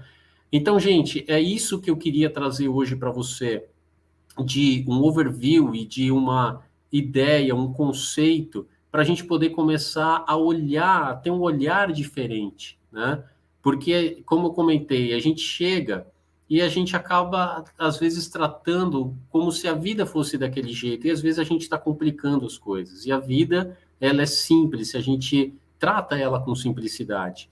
Então, se a gente olha o que há de mais moderno no mercado, o que já foi provado, você olha, por exemplo, que pequenos, grandes e médios escritórios utilizam, e você vê, por exemplo, que tem aderência para o seu negócio, esse é o caminho, né? Então, se você é um escritório pequeno, você pode implantar uma solução dessa, porque comporta escritórios pequenos, e você conta na mão com uma solução de escritórios grandes. Eu citei o PEC, por exemplo, como um exemplo, posso citar vários outros, inclusive em nível global, né?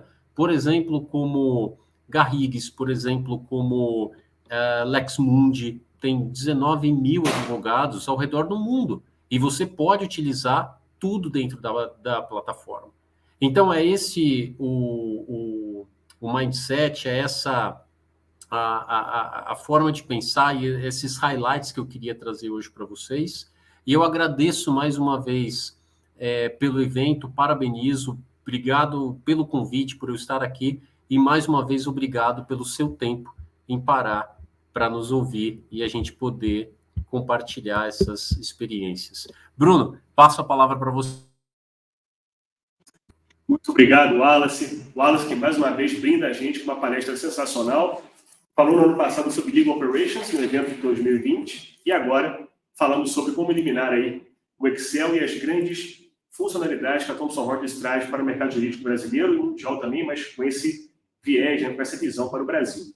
Lembrando, pessoal, do lançamento do curso, né, que a gente falou junto com o Alexandre, então o curso A Nova Advocacia, as 3 verticais para o sucesso profissional, Soft Skills, Transformação Digital e Gestão da Inovação, está com 30% de desconto, somente com o cupom Conquistar 2022.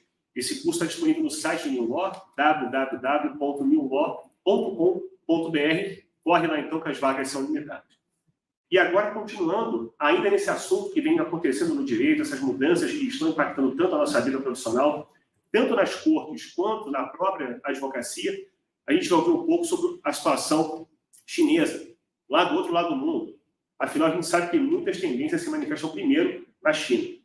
E nós vamos ouvir o Tao Shan, que é sócio sênior da ETR Law Firm e é mestre em Direito Empresarial pela Zhongnan University of Economics and Law.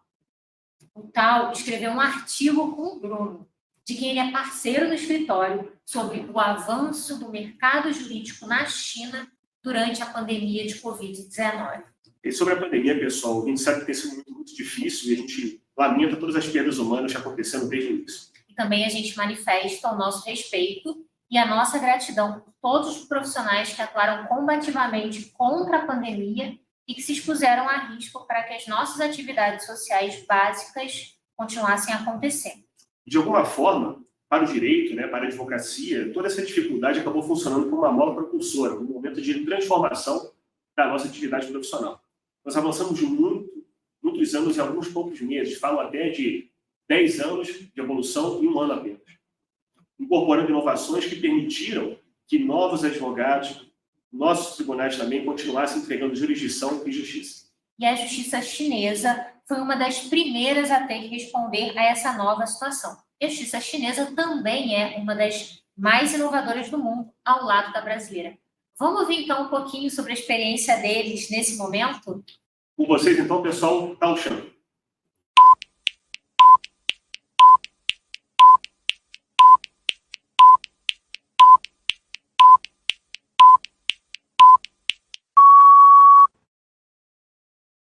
Hello everyone, thank you for coming today. My name is Shan Tao, and I am a senior partner of ETR Law Firm in Guangzhou, China. I've been practicing law for 15 years, focusing on international legal services, built and low overseas investment, cross-border dispute resolution, company law, finance security, private equity, and other legal fields. First, I want to use this chance to thank my friend, my associate partner, Bruno Barata, the co-founder and coordinator of the New Law annual meeting for his kind invitation. I'm looking forward to talking with you today about the progress of legal industry in China under COVID-19. My speech will focus on 5 issues concerning the Chinese legal industry that is concerned by colleagues in Brazil and those around the world. The first question is, how does the pandemic change legal practice in China? My personal view is that the COVID-19 pandemic has not changed the way of legal practice in China substantially, but it certainly has had some impact. The change is more likely to be reflected in the fact that many communications with clients are online. Now, everyone thinks that online communication is more efficient and convenient. On the one hand, what has changed is the communication with clients, and on the other hand, is the communication with courts.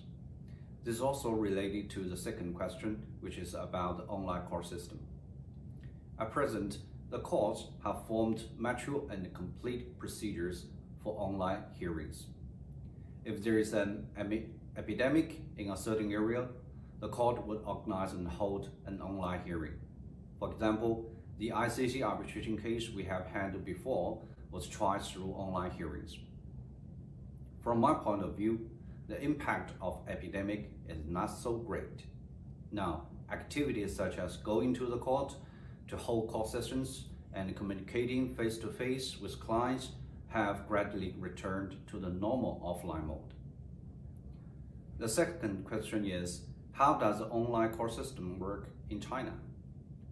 Regarding the online court system, from filing a case to submitting evidence, it all can be done online. Subpoenas for court hearings are transmitted on the network system in many cases nowadays. In the progress of filing a case, parties can be chosen to register an account on the online litigation platform, and after identity verification, entered the court of the province where they are located. Clicked, I want to file a case, then the case can be filed online. Entering the litigation progress, parties can push evidence on the evidence platform with one click, submit evidence and cross-examination online, and push the focus of dispute online. When entering the trial session, parties do not need to appear in court in person and can participate in the trial activities through online video. During the whole progress, parties can check the status of the case progress online at any time, whether the case has been filed for review, waiting for trial, or has been judged and so on. For example, in our case in Shenzhen Qianhai Court, all cases information was sent through a mini program on WeChat. The whole filing progress can be done via an app on a smartphone, and the latest news can be pushed to your smartphone. Any material updates and progress notifications can be seen on the smartphone as well. Currently, we also have special online litigation rules, People's Court Online Litigation Rules, since 21st August. The People's Court Online Litigation Rules were formally implemented. It helps further standardize online litigation, improve the quality and effectiveness of trials, and facilitate people's participation in litigation. In addition to the online litigation progress, there are some new rules mentioned in the People's Court Online Legal Litigation Rules. For example, the rules clarify that except for network failures, force majeure, and other reasons, non-participation in online court hearings is regarded as refusal to appear in court. Electronic materials that have been reviewed and approved by the court can be used directly in litigation. Okay, the third question is, how important are soft skills like leadership and negotiation skills for the Chinese legal market? Let's talk about this issue from two aspects. For Chinese law firms are currently in a stage of renewal. The senior partners of the older generation and heads of the firm are currently in a stage of preparing for the replacement of the old by the new. Traditional models of their previous offices have already appeared to be unsuitable in some situations. At present, everyone is facing a big challenge from the management and the leadership of the firm. Currently, for many large law firms, the leadership of those law firms is facing retirement.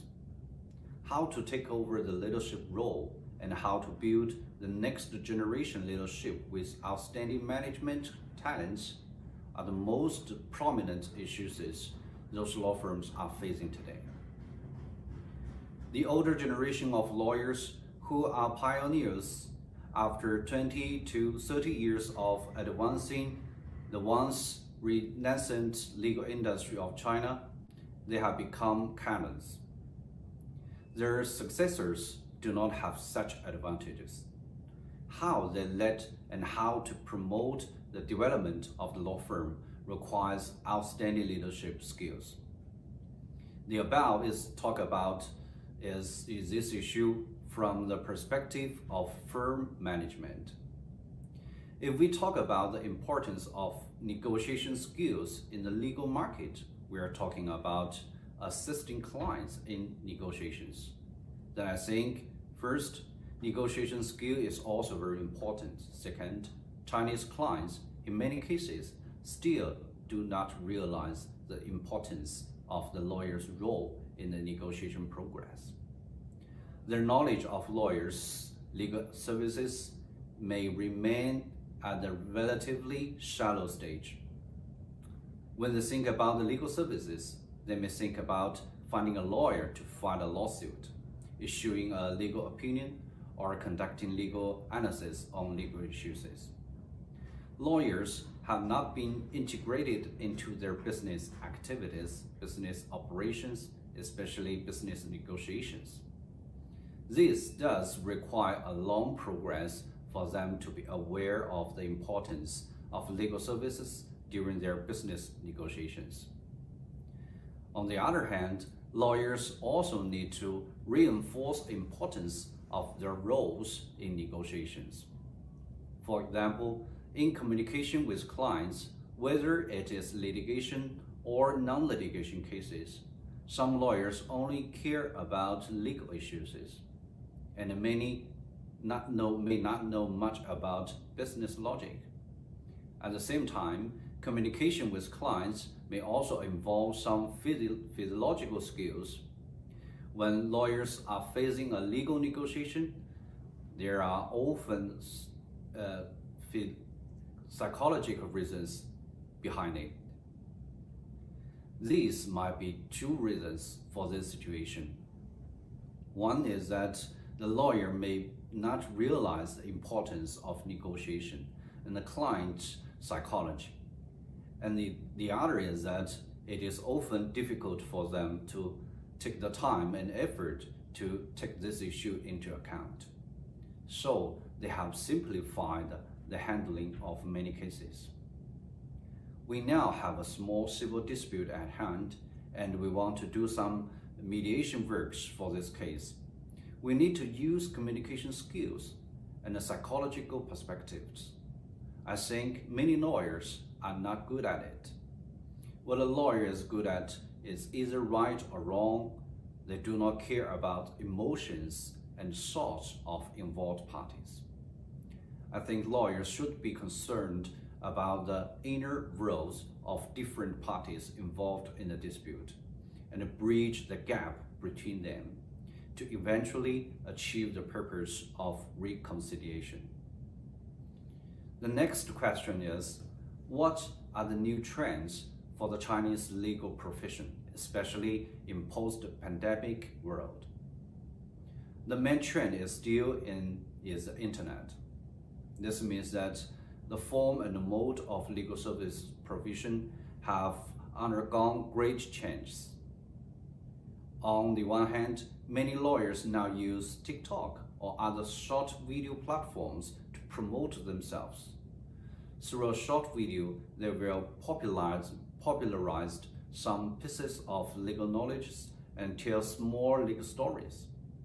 Social media platforms were not for lawyers before, but now everyone is very much used to lawyers appearing on the social medias.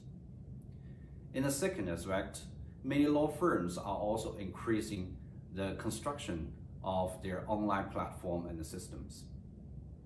The third aspect is that many technology companies have begun to enter the legal industry, hoping to do legal technology. They want to connect the needs of clients and the services of lawyers digitally through the internet, new technologies, and artificial intelligence. There are also people with both legal knowledge and a technical background who start business in the legal technology industry and want to get on the trend of the digital economy. The last question is, how is the legal tech ecosystem in China? First, I understand that this ecosystem is a progress from the beginning of a dispute to the end of a case. Around this progress, there will be different subjects, and these subjects play different roles at different stages. For example, a client encounters a legal dispute and comes to a lawyer. The lawyer will help them analyze and give an opinion. According to this opinion, a contractual relationship will be entered. The lawyer will then prepare the materials and go to the court to file a case. The court will send materials to both parties, determine a court date, go to the court, then judge, and finally execute. This is an ecosystem. From the standpoint of better access to justice for clients, a major application of law tech is to use technology to make legal advice and the proceeding accessible and affordable for many ordinary citizens. An example of this is FanGoGo, an AI-based system that offers affordable legal advice on areas such as traffic accidents and employee disputes. It also provides case prediction and precedent analysis. A different example is a WeChat-based app, Weisu, which assists court proceedings. It allows users to attend trials from home via video call.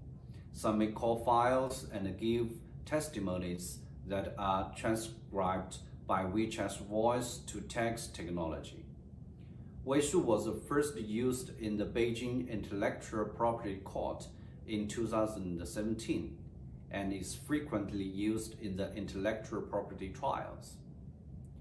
From the standpoint of process automation for lawyers, legal tech helps lawyers make the legal service more efficient. In addition to the digitalizing legal research with online databases such as pukalaw.com.cn, legal tech is now also being applied to process and workflow automation. Some firms are developing tools for their use. Some legal technology companies are developing software targeted at law firms. For law firms, the purpose of this kind of software is to manage lawyers on the one hand and to assist the lawyers in their daily work on the other. The function of this kind of software usually includes case management, document management, and client communication. In non-litigation cases, artificial intelligence review of contracts and documents is also become more and more popular. From the standpoint of digital justice system, legal tech companies such as Tunisoft are also powering the digital transformation of China's justice system. The company helped to construct a big data management and a services platform for Chinese courts, which has aggregated data of 140 million cases from 3,525 courts. Chinese courts are now increasingly emphasizing searching and unifying judgments for similar types of cases. Through big data, analyzing various types of cases and judging opinions, they hope to obtain more fair trial results. The fourth kind of law tech in China is a platform type services known as O2O, online to offline. These platforms are the user equivalent for legal service as they enable clients who are seeking legal advice to find a suitable lawyer more efficiently. China is said to have more than 100 such services, but the most representative one is Inge, which is backed by Tencent. These various parts in a dynamic system together constitute China's legal tech ecosystem. So I'm glad to share my view on the progress of the legal industry in China under COVID-19 with colleagues from Brazil and the world today. In light, the pandemic has had some impact, but it may not that big. These effects have some negative aspects as well as positive aspects. On the positive side, it promotes everyone's dependence on the internet and helps everyone understanding the big data. New things happen every day in China. China's legal market is fresh, vigorous, and vibrant. All these new things, new inventions are very interesting and fantastic for me. I'm also very happy to have this opportunity to communicate with you. If you have any legal question about China in the future, I will be happy to answer them. I hope my sharing today can bring some help to friends who are concerned about the development of China's legal industry. Thank you very much. E agora a gente vai começar o nosso último painel da noite. Liderança em negociação e situações desafiadoras para advogados. E nesse painel a gente conta com o Bruno Barata, com a Olga Benditskaya, com o Jingjing Chen e com o Breno Paquelê. Vamos começar com o Bruno? Com vocês, Bruno Barata, as 3 verticais da liderança, empatia, gestão e personal brand. Obrigado, Isabela. Bom, pessoal, vamos lá. Vou dar um pouquinho o formato, né, dessa nossa apresentação. Então, vamos fazer uma breve fala sobre essas 3 verticais tão importantes da liderança, que tem impactado muito, né, a advocacia, essa nossa necessidade de mudar a forma como a gente entrega o nosso serviço jurídico. Então, assim, vou falar um pouquinho sobre essas 3 verticais, vou chamar também a Olga, que vai falar um pouco sobre marketing jurídico. Ela tem um dos maiores cursos de marketing jurídico da Europa, que é ministrado na MGIMO University, que é uma das maiores faculdades de direito da Rússia. Então, falando um pouquinho primeiro sobre a parte da empatia, né? O que a gente tem que mudar como advogado, né? Como é que o cliente tem que enxergar a gente de um modo diferente? Eu vim falando muito sobre isso. O primeiro ponto é, você tem que se enxergar de forma diferente, mudar o storytelling da sua comunicação. Então, como é que eu me apresento como advogado? Eu sou sempre aquela pessoa que eu sou procurado para resolver problema, quer dizer, aquela visão muito ruim minha como profissional, né? Poxa, vou ter que ir lá falar com o Bruno porque eu estou com um problema. Mas a gente pode se apresentar de forma diferente, a gente pode ser um solucionador de problema, um facilitador de oportunidade, a gente pode trazer oportunidade para os nossos clientes. Então, a gente tem que mudar um pouco essa visão de que o advogado só é procurado para resolver problema. Aquela figura chata, pô, tem que ir lá no escritório.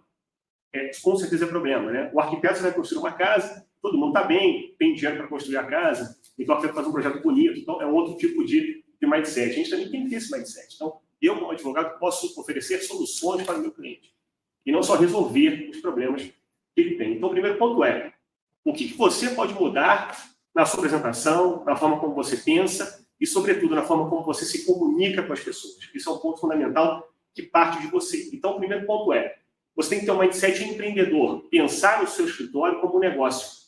A gente fala muito de advocacia, aquela questão artesanal, que não pode ser mercantilizada, mas você pode empreender no seu escritório. Você pode aplicar algumas técnicas de negócio. Depois eu estou à disposição para conversar com vocês sobre isso fora do evento, por conta do tempo, porque é um assunto para 5, 6 horas aí de bate-papo.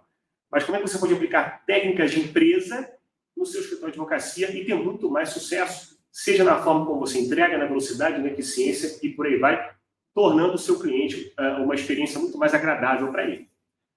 Com isso, a gente tem que também pensar nos serviços internos e externos. Não falo só de cliente externo fora do escritório, pessoa física ou jurídica. Falo também dos clientes internos, aquelas pessoas que a gente atende dentro do escritório. Pode ser um sócio hierarquicamente superior a mim, um colega de mesmo nível hierárquico, todos os colaboradores que trabalham aí para fazer funcionar aquele escritório. Então, muito importante também essa visão. E, por fim, no ponto da empatia, você desenvolver o negócio com uma visão de embaixador. Então, para onde você for, você está levando aquela marca do seu escritório junto com você. Então, pensem muito nisso. Como você se apresenta, como você fala, né, a parte da comunicação, mas também até a própria apresentação.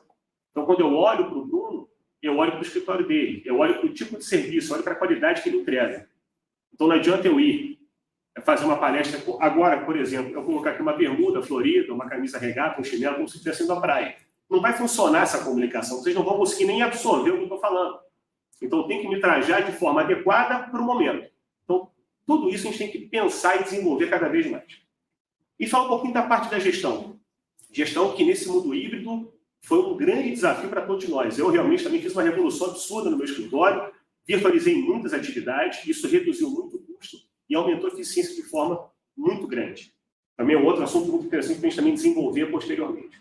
Mas o que eu quero trazer para vocês não sei se vocês já estão ambientados com esse termo VUCA, termo muito falado em aulas de liderança, é um termo que foi cunhado no final dos anos 80, né, pelos militares norte-americanos, quando a Guerra Fria estava acabando.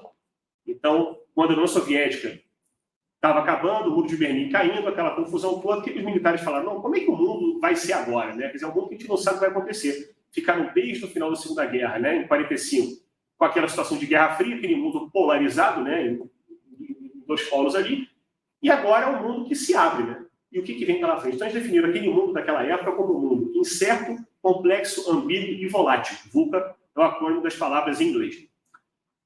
Agora, o que o pessoal diz é que mundo mais VUCA é, se não de hoje? Né? Uma pandemia que fechou todas as atividades comerciais e econômicas, todas foram fechadas, a própria advocacia foi impactada, o próprio Poder Judiciário, né, Isabela, que é a juíza federal, todo mundo se virtualizou da noite para o dia, ninguém sabia o que fazer realmente, muito embora o judiciário brasileiro seja um dos mais avançados do mundo, a gente falou de cortes online na China, na Inglaterra também, com a Cristina, e o Brasil está nessa vanguarda também, muito embora as pessoas não saibam disso, mas o Brasil é um dos países mais envolvidos do mundo. Trago até aqui uma fala rápida sobre uma grande revolução que a Suprema Corte norte-americana fez ano passado, que foi um julgamento de um caso de propriedade intelectual, daquele site booking.com, muitos devem conhecer de reserva de hotel, que foi feita por telefone. Então, todos os juízes da Suprema Corte americana fazendo aquilo por telefone como se fosse um grande avanço. até era lá para a Suprema Corte Americana, mas para o Brasil, isso não é nada. A gente já faz audiências online, sessões de julgamento, muito antes da pandemia. Claro que tudo passou a ser feito nesse ambiente virtual, essa foi a grande dificuldade, por isso que o mundo é cada vez mais VUCA, né? E quando eu falo de gestão, pessoal, isso é muito importante, porque isso vai realmente traçar agora um novo norte para a advocacia. Não dá para fazer uma gestão sem que essa gestão seja colaborativa. É muito importante que você seja colaborativo na sua advocacia. O que eu quero dizer com colaborativo? É você integrar todas as pessoas que funcionam naquele ecossistema do seu escritório ou de escritórios que são parceiros seus. Então, ter uma rede de contatos que não tem que ser muito grande. Não, eu tenho 6.000 contatos numa rede. Não é isso. Eu tenho que ter 100 contatos que eu posso contar, que eu posso indicar clientes, que eu posso receber clientes. Aliás, essa é uma prática muito importante, porque muitas vezes agora você não vai mais conhecer o cliente de forma direta, ali na fila do banco, você vai bater na porta. O mundo mudou. Então, muitas vezes você vai ou encontrar hoje no ambiente virtual, ou um advogado vai indicar para você, e você vai indicar a pessoa do advogado quando as áreas, né, você não atender a área dele e vice-versa. Então, é muito importante que você também tenha essa mente, essa gestão colaborativa. Eu trago aqui alguns gatilhos para você trabalhar na sua prática. Então, o primeiro ponto é colaboração versus individualismo. O advogado gerar negócio para o seu cliente. Então, você deixa de ser um mero facilitador de problema e passa a ser um gerador de negócio, trazer oportunidade. Então, o seu cliente, por acaso, está no seu escritório com uma demanda trabalhista, mas ele tem um negócio, ele quer um investimento, você tem outro cliente que é um investidor, você acaba casando essas duas pessoas e acaba, eventualmente, tendo um negócio. E você participou daquilo. Então, tenha esse cuidado de você pensar também um passo à frente, ou vários passos à frente, daquela demanda específica que você está cuidando. Isso é um ponto muito importante. Habilidade de venda. Saiba também fazer o pitch do seu negócio. Os clientes, às vezes, têm alguma resistência, a advocacia é tão tradicional que você não consegue empreender. Mas tenta resumir ali em 1 minuto tudo que você faz. Você vai trabalhando na sua cabeça também uma forma de vender melhor para o seu cliente. Quando eu falo venda, é da forma mais positiva possível.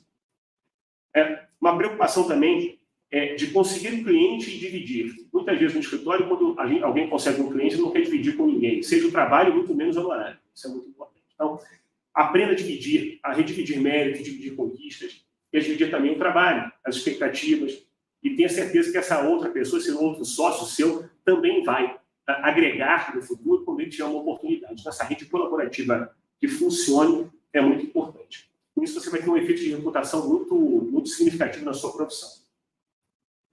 E passando aí para o personal branding, eu falei um pouquinho dessa figura do embaixador, e a gente vai chamar agora, só antes de eu fechar, a Olga Benedictsky para falar um pouquinho sobre o marketing jurídico que se encaixa nessa vertical.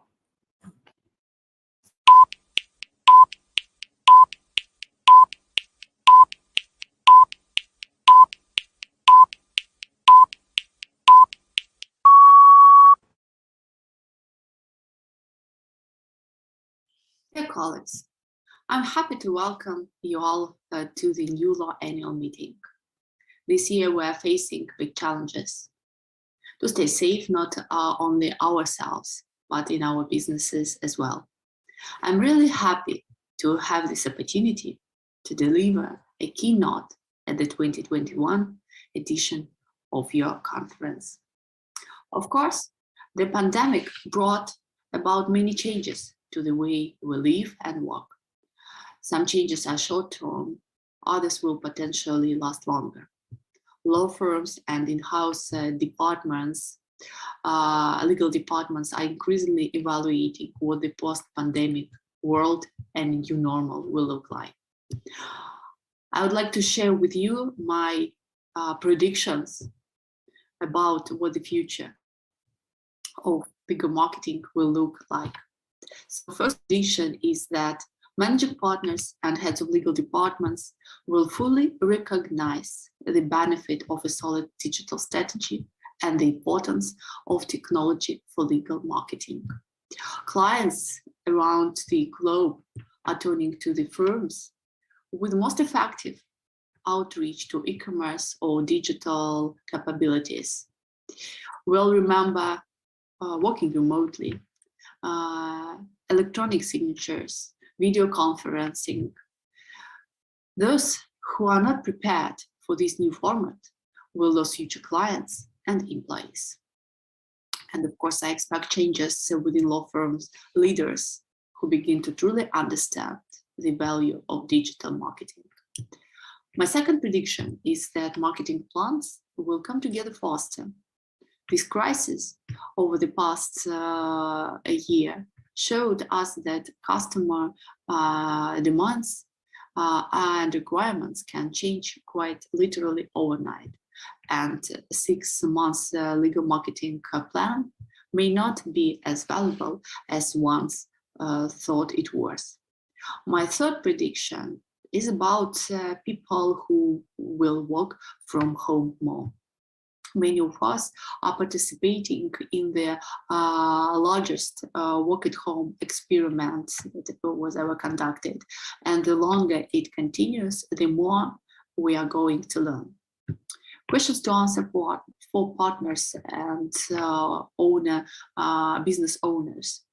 How much can companies save in overhead costs if employees work remotely?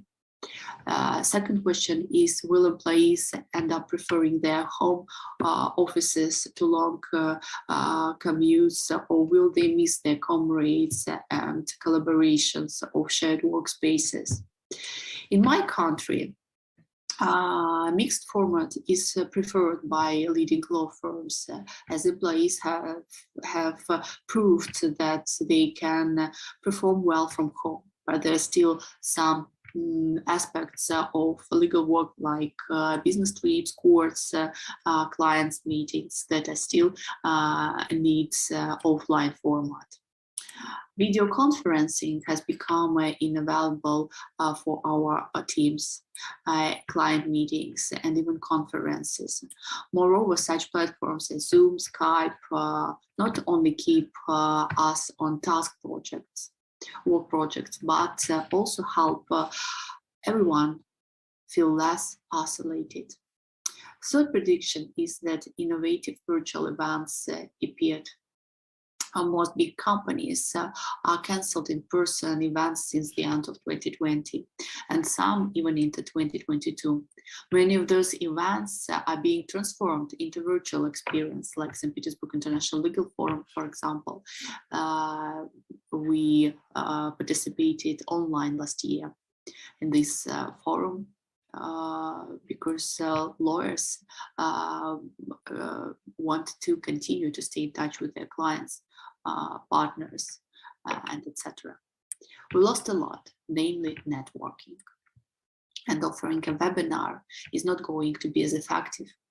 And it's worthwhile to think about how you can expand participating to those who in past were unable to attend your in-person events. My fifth prediction, last but not least, is that legal marketers will feel emboldened with the new challenges. It's not hyperbole to say that marketing teams are navigating uncharted waters. None of us have ever experienced a business environment like the one we are now facing. And though at times that has been unnerving, it has been incredibly empowering. I have been amazed and inspired by how quickly leading law firms adapted, how much we are learning along the way, and how better prepared we are now to deal with change. Thank you very much for being a part of this event. I hope this experience will be productive and satisfying.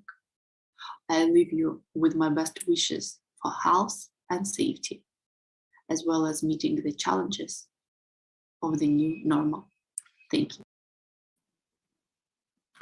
Bom, pessoal, vocês viram aí a Olga falando desses grandes desafios digitais que os advogados passaram, vão passar ainda, e isso impacta muito o marketing jurídico. Então, se eu posso deixar uma mensagem final nesse ponto do personal branding, criem autoridade, cada vez mais. Sejam os melhores naquele ponto, naquela área que vocês praticam.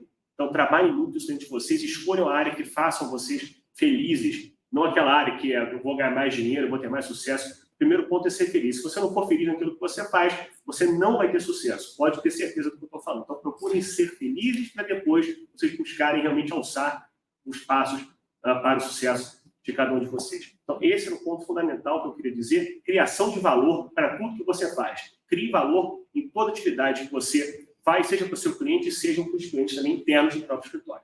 Essa é a mensagem que eu queria passar. Agora passo para a Isabela anunciar o nosso próximo palestrante. E agora a gente vai ouvir o Jingjing Chen, que é presidente do Intellicia Institute, o principal think tank de inteligência artificial da China. E o Jingjing vai tratar do tema as relações Estados Unidos-China e seus reflexos nas estratégias de negócios. Com vocês, Jingjing Chen.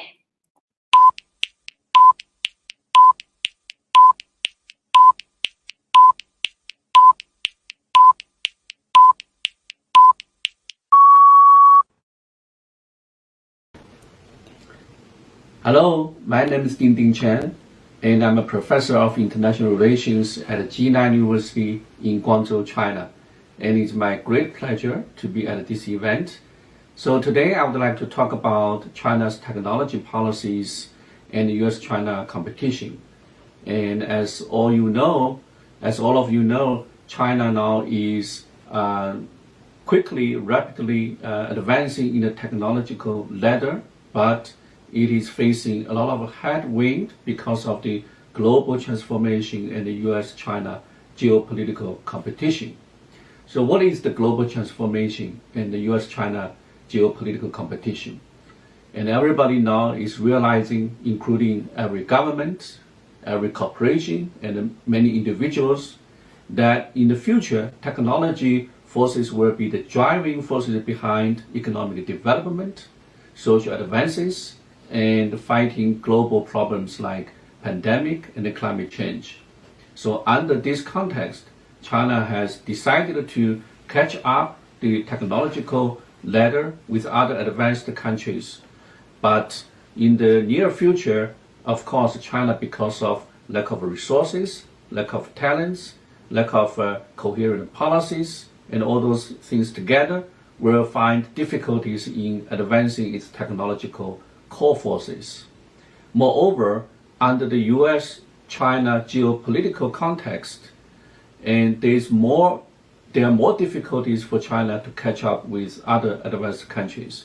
The US government, since the last President Donald Trump, has put a lot of emphasis on limiting China's technological advances by sanctioning Chinese companies like ZTE, Huawei Technology, and also putting more than 300 Chinese companies on US so-called entity list, with the hope to limit China's technological advancement and even possibly stymie China's technological development.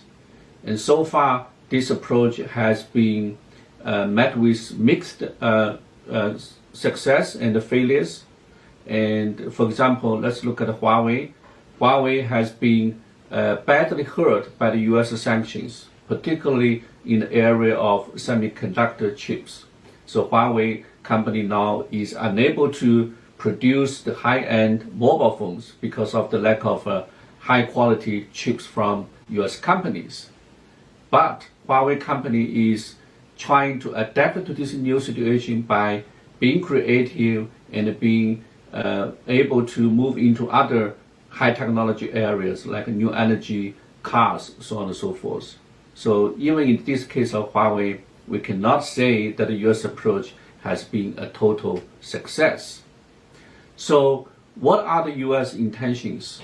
I think the Biden administration is still continuing the Trump administration's approach to China. But the Biden administration's technology policies are very different from the Trump administration's policies in one key area. That is, the Biden administration is trying to put the technology policies on realizing the US social goals, not only increasing the economic efficiency and national security.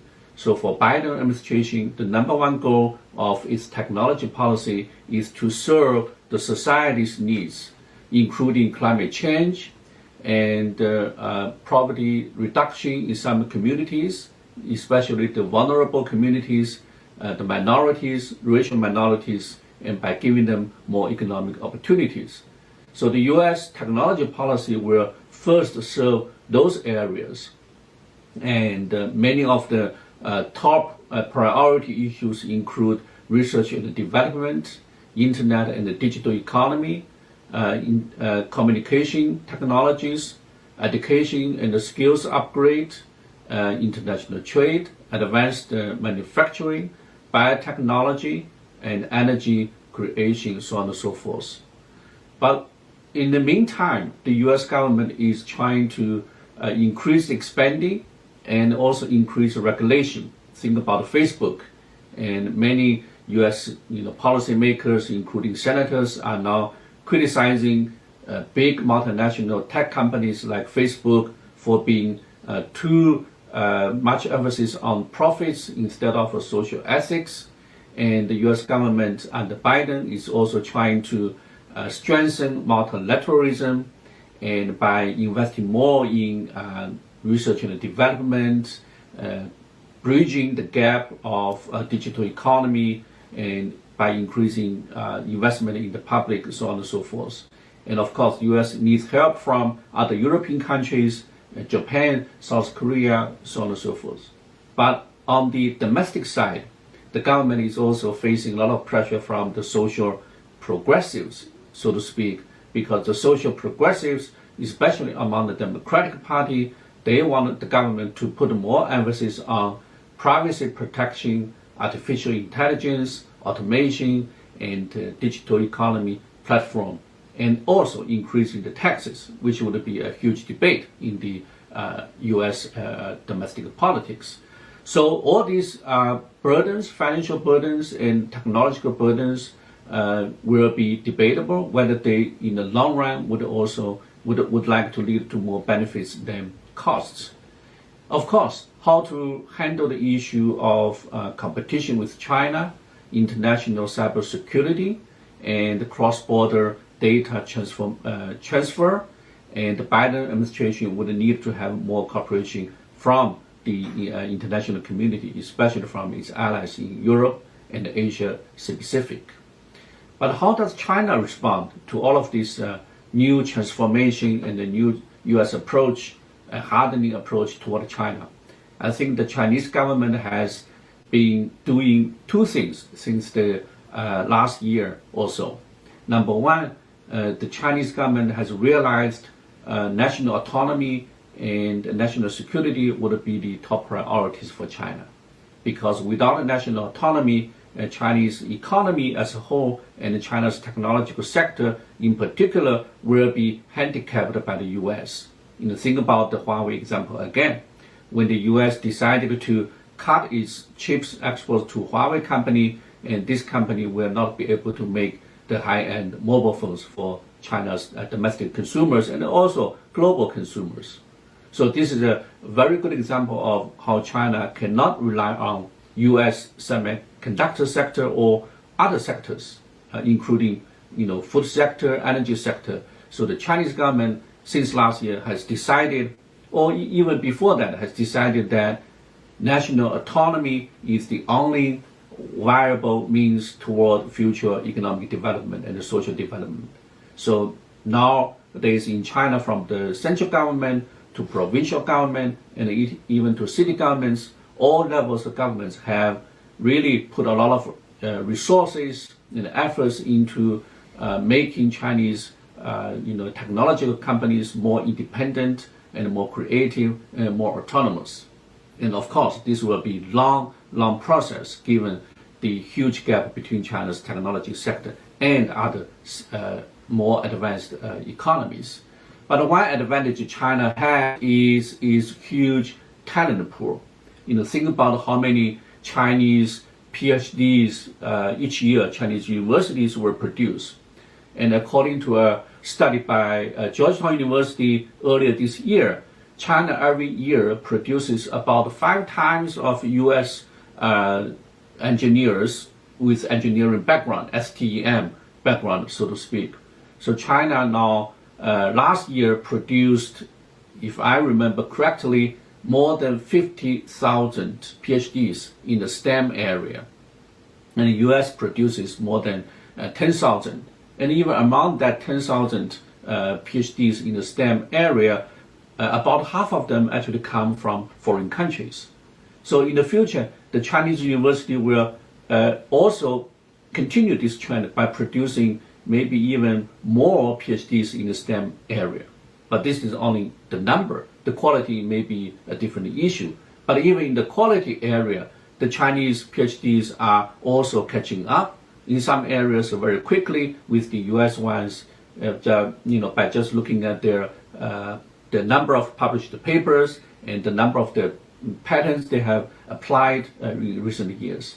Still, there's a gap between Chinese PhDs and US PhDs in terms of quality and all that, but I think this gap will gradually narrow down to a smaller number. So that means in the future, Chinese technology will be able to use this large pool of talents from domestic. But of course, China is also trying to gain overseas talent. For example, the CEO of Huawei company, Mr. Ren Zhengfei, recently announced that the Huawei company would like to recruit more overseas foreign engineers and PhDs to work with for the Huawei company. So this is just one example of China's R&D expenditure has increased a lot since the last couple of years. Again, this goes back to the original point. US-China geopolitical competition forces the Chinese government to rely on autonomous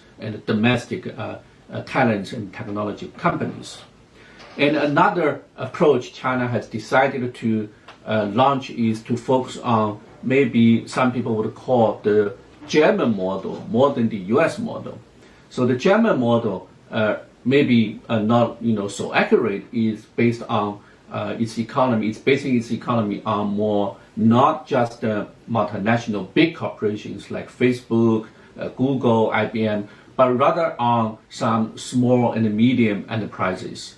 And the German approach arguably has been very successful in the last 20 years, partly because of the integration of the European market, but also because of the German advances and the core advantages in the manufacturing sectors.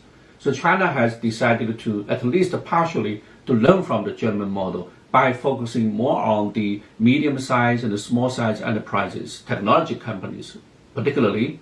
And this new approach is called in Chinese 专精特新. The 4 characters basically means specialized companies and creative companies and advanced companies and new companies, new technology companies. So it's difficult to translate, but more or less you get the point. So the Chinese government is putting a lot of emphasis on these so-called shadow champions in different areas and sectors instead of these gigantic multinational corporations like Facebook and so on.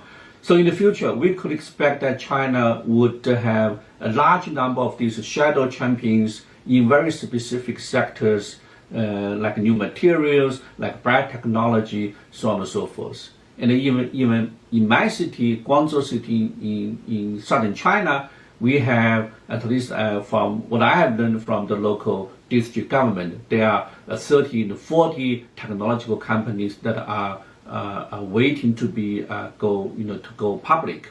So they will be able to receive more investment from the public, and also as a result be able to advance their own technologies and occupy a position in the global supply chain. So all these just indicate that China has decided to do 2 things. Number 1, to become more autonomous, and then number 2, to become more advanced in the technological ladder under the global context. And how long China can go with this approach, and how quickly and how advanced China can become in the next 5 or 10 years, we don't have a clear answer yet. But my understanding is that with this new emphasis and a new approach, and China would be able to at least narrow some of the gap between China and the leading technological nations such as the US and Japan in the world. So the US competition with China will be the key factor to look at in the next 5 to 10 years. And of course, that's not an easy question to answer, because the US domestic politics is quite turbulent, with elections almost every 2 years.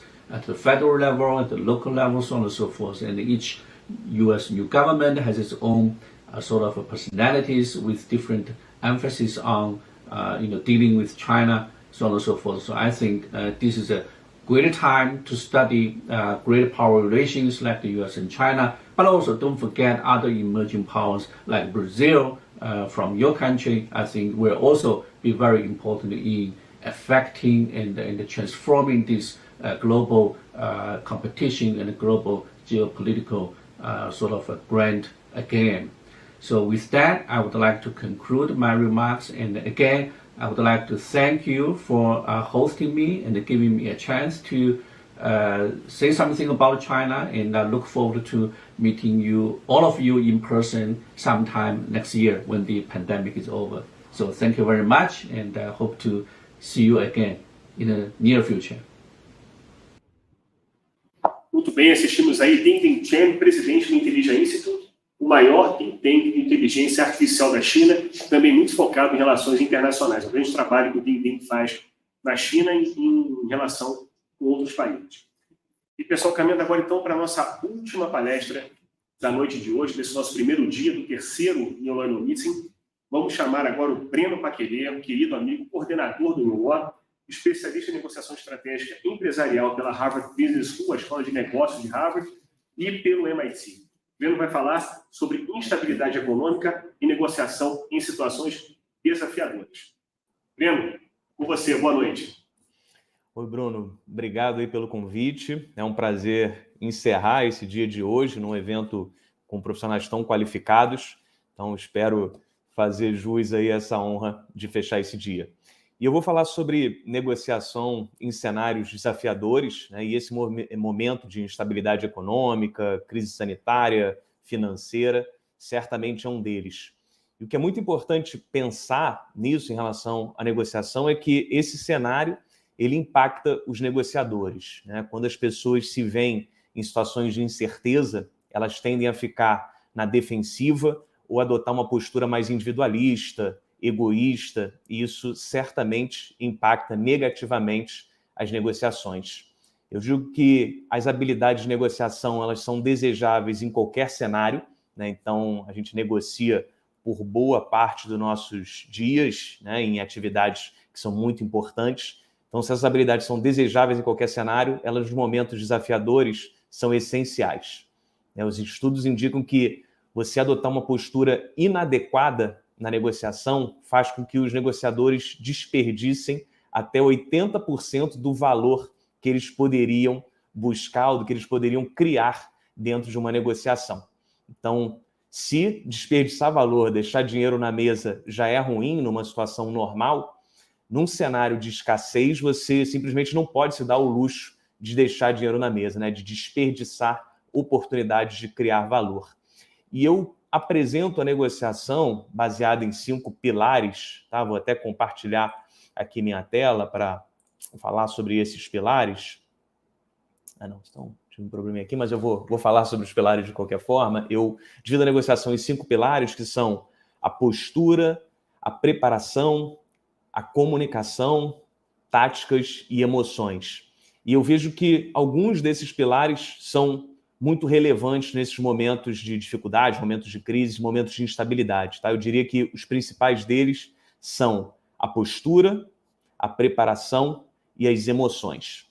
Esse pilar da postura, ele representa a forma como a pessoa enxerga a negociação, né? A mentalidade que ela traz para a negociação. E eu faço uma metáfora, né, de que os negociadores, eles em geral se comportam de 2 formas diferentes, né? Eles jogam 2 jogos diferentes quando estão diante de uma negociação. Primeiro, algumas pessoas encaram a negociação como um cabo de guerra, né? Elas acham que são elas puxando para um lado e as outras pessoas, que eles chamam de adversárias, né, as outras partes, puxando para o outro lado. E quando você enxerga a negociação como um cabo de guerra, você entra nesse jogo tentando simplesmente puxar o outro para o seu lado, né? Ou seja, tentando impor o seu ponto de vista, impor uma posição rígida, uma solução que você pensou anteriormente, antes de entrar nessa negociação. E quando você pensa assim, Você pensa que você vai ou conseguir puxar a pessoa para o seu lado, se você tiver força suficiente, ou você, na pior das hipóteses, vai ficar com algo pior do que o meio termo, né? Se não for possível ficar no meio do caminho entre as posições de ambos, você aceitaria, na pior das hipóteses, ficar um pouco além desse meio termo. E o problema de entrar na negociação encarando ela como um cabo de guerra é que você entra nesse jogo fazendo a seguinte pergunta, né? Qual o mínimo que a outra pessoa, qual o mínimo que o meu adversário aceitaria nessa negociação? Qual o mínimo de valor que ele poderia levar daqui? E essa pergunta faz com que você estreite completamente a sua visão. Você entra só pensando nisso, né? Pensando numa proposta-alvo, né? E até onde você iria, que esse ponto coincidiria com o mínimo que o outro estaria disposto a aceitar. E a outra imagem que eu trago, outra metáfora, é a da negociação como um quebra-cabeça. Então, penso num quebra-cabeça em que existem várias peças disponíveis, eu tenho algumas peças, a outra pessoa, as outras partes envolvidas têm outras peças, e elas vão ter que tentar montar a melhor combinação dessas peças para solucionar um problema. Então, ao enxergar a negociação como um quebra-cabeça, eu enxergo que a situação ela é mais complexa do que simplesmente puxar o outro para cá ou o outro para lá, né? A questão passa a ser como nós podemos montar uma solução conjunta, né? Então, até dentro da metodologia de Harvard, se fala que esse jogo para de ser eu contra o outro e ele passa a ser eu ao lado do outro contra o problema a ser resolvido. E quando eu penso na negociação como um quebra-cabeça, a pergunta não é mais, a pergunta que eu me faço antes de entrar nesse jogo, não é mais qual o mínimo que o outro aceitaria. A pergunta passa a ser como eu posso gerar valor para ele dentro dessa negociação e como ele pode gerar valor para mim dentro dessa negociação. Isso muda completamente a mentalidade. Então, vou dar um exemplo.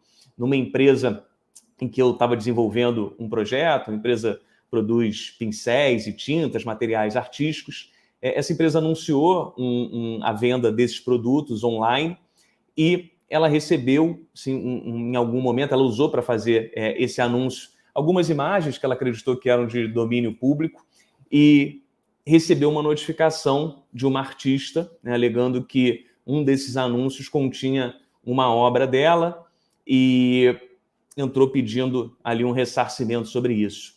E quando a gente começou a conversar com o advogado, a primeira pergunta que ele fez foi, né, o que vocês acham que seria o mínimo que a outra pessoa aceitaria como indenização ou como ressarcimento? Né? Então essa me parece ser uma ação que não vai ser tão expressiva, porque também não envolvia muito dinheiro, mas vamos lá, ela poderia no máximo pedir tanto, e o mínimo que ela aceitaria acho que seria X, né? E naquela preparação simplista ali de vamos pensar em algum ponto no meio do caminho, entre esses dois extremos, vamos chegar lá para propor algo. E aí a gente começou a pensar, né, sobre essa outra lógica, né? Como essa artista poderia gerar valor para mim? Como nós poderíamos gerar valor para ela? E a partir do momento que você muda a pergunta, você já muda toda a abordagem que você vai ter em relação à negociação. Então, nós começamos a pensar em várias possibilidades, né? A empresa, como ela tinha um canal de vendas forte, ela tinha muita visibilidade, tinha muitos seguidores, ela poderia ser uma plataforma para dar visibilidade para essa artista, para ela divulgar o trabalho dela, divulgar outros trabalhos dela, né? Ela vive de arte, ela não vive de uma multa em cima de um material dela que foi usado indevidamente. E da mesma forma, né, como essa artista poderia gerar valor para a gente, para a empresa, né? Ela poderia ser uma parceira para vários projetos, ela poderia contribuir melhorando os nossos materiais, trazendo ideias. Então, é possível criar uma solução que gere valor para ambos, né? E que resolva o problema de ambos e que faça com que eles possam ficar melhores até do que estavam antes de se conhecerem, antes de ter esse primeiro contato.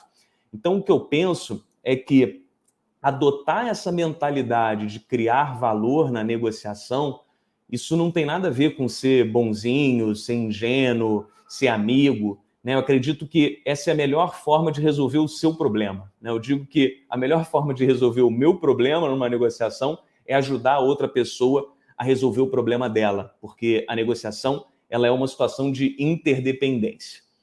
Então, o que eu penso quando as pessoas enxergam a negociação, como mostrei ali, como um cabo de guerra, elas pensam muito que elas vão ter que, de alguma forma, ceder ao valor que elas pediram.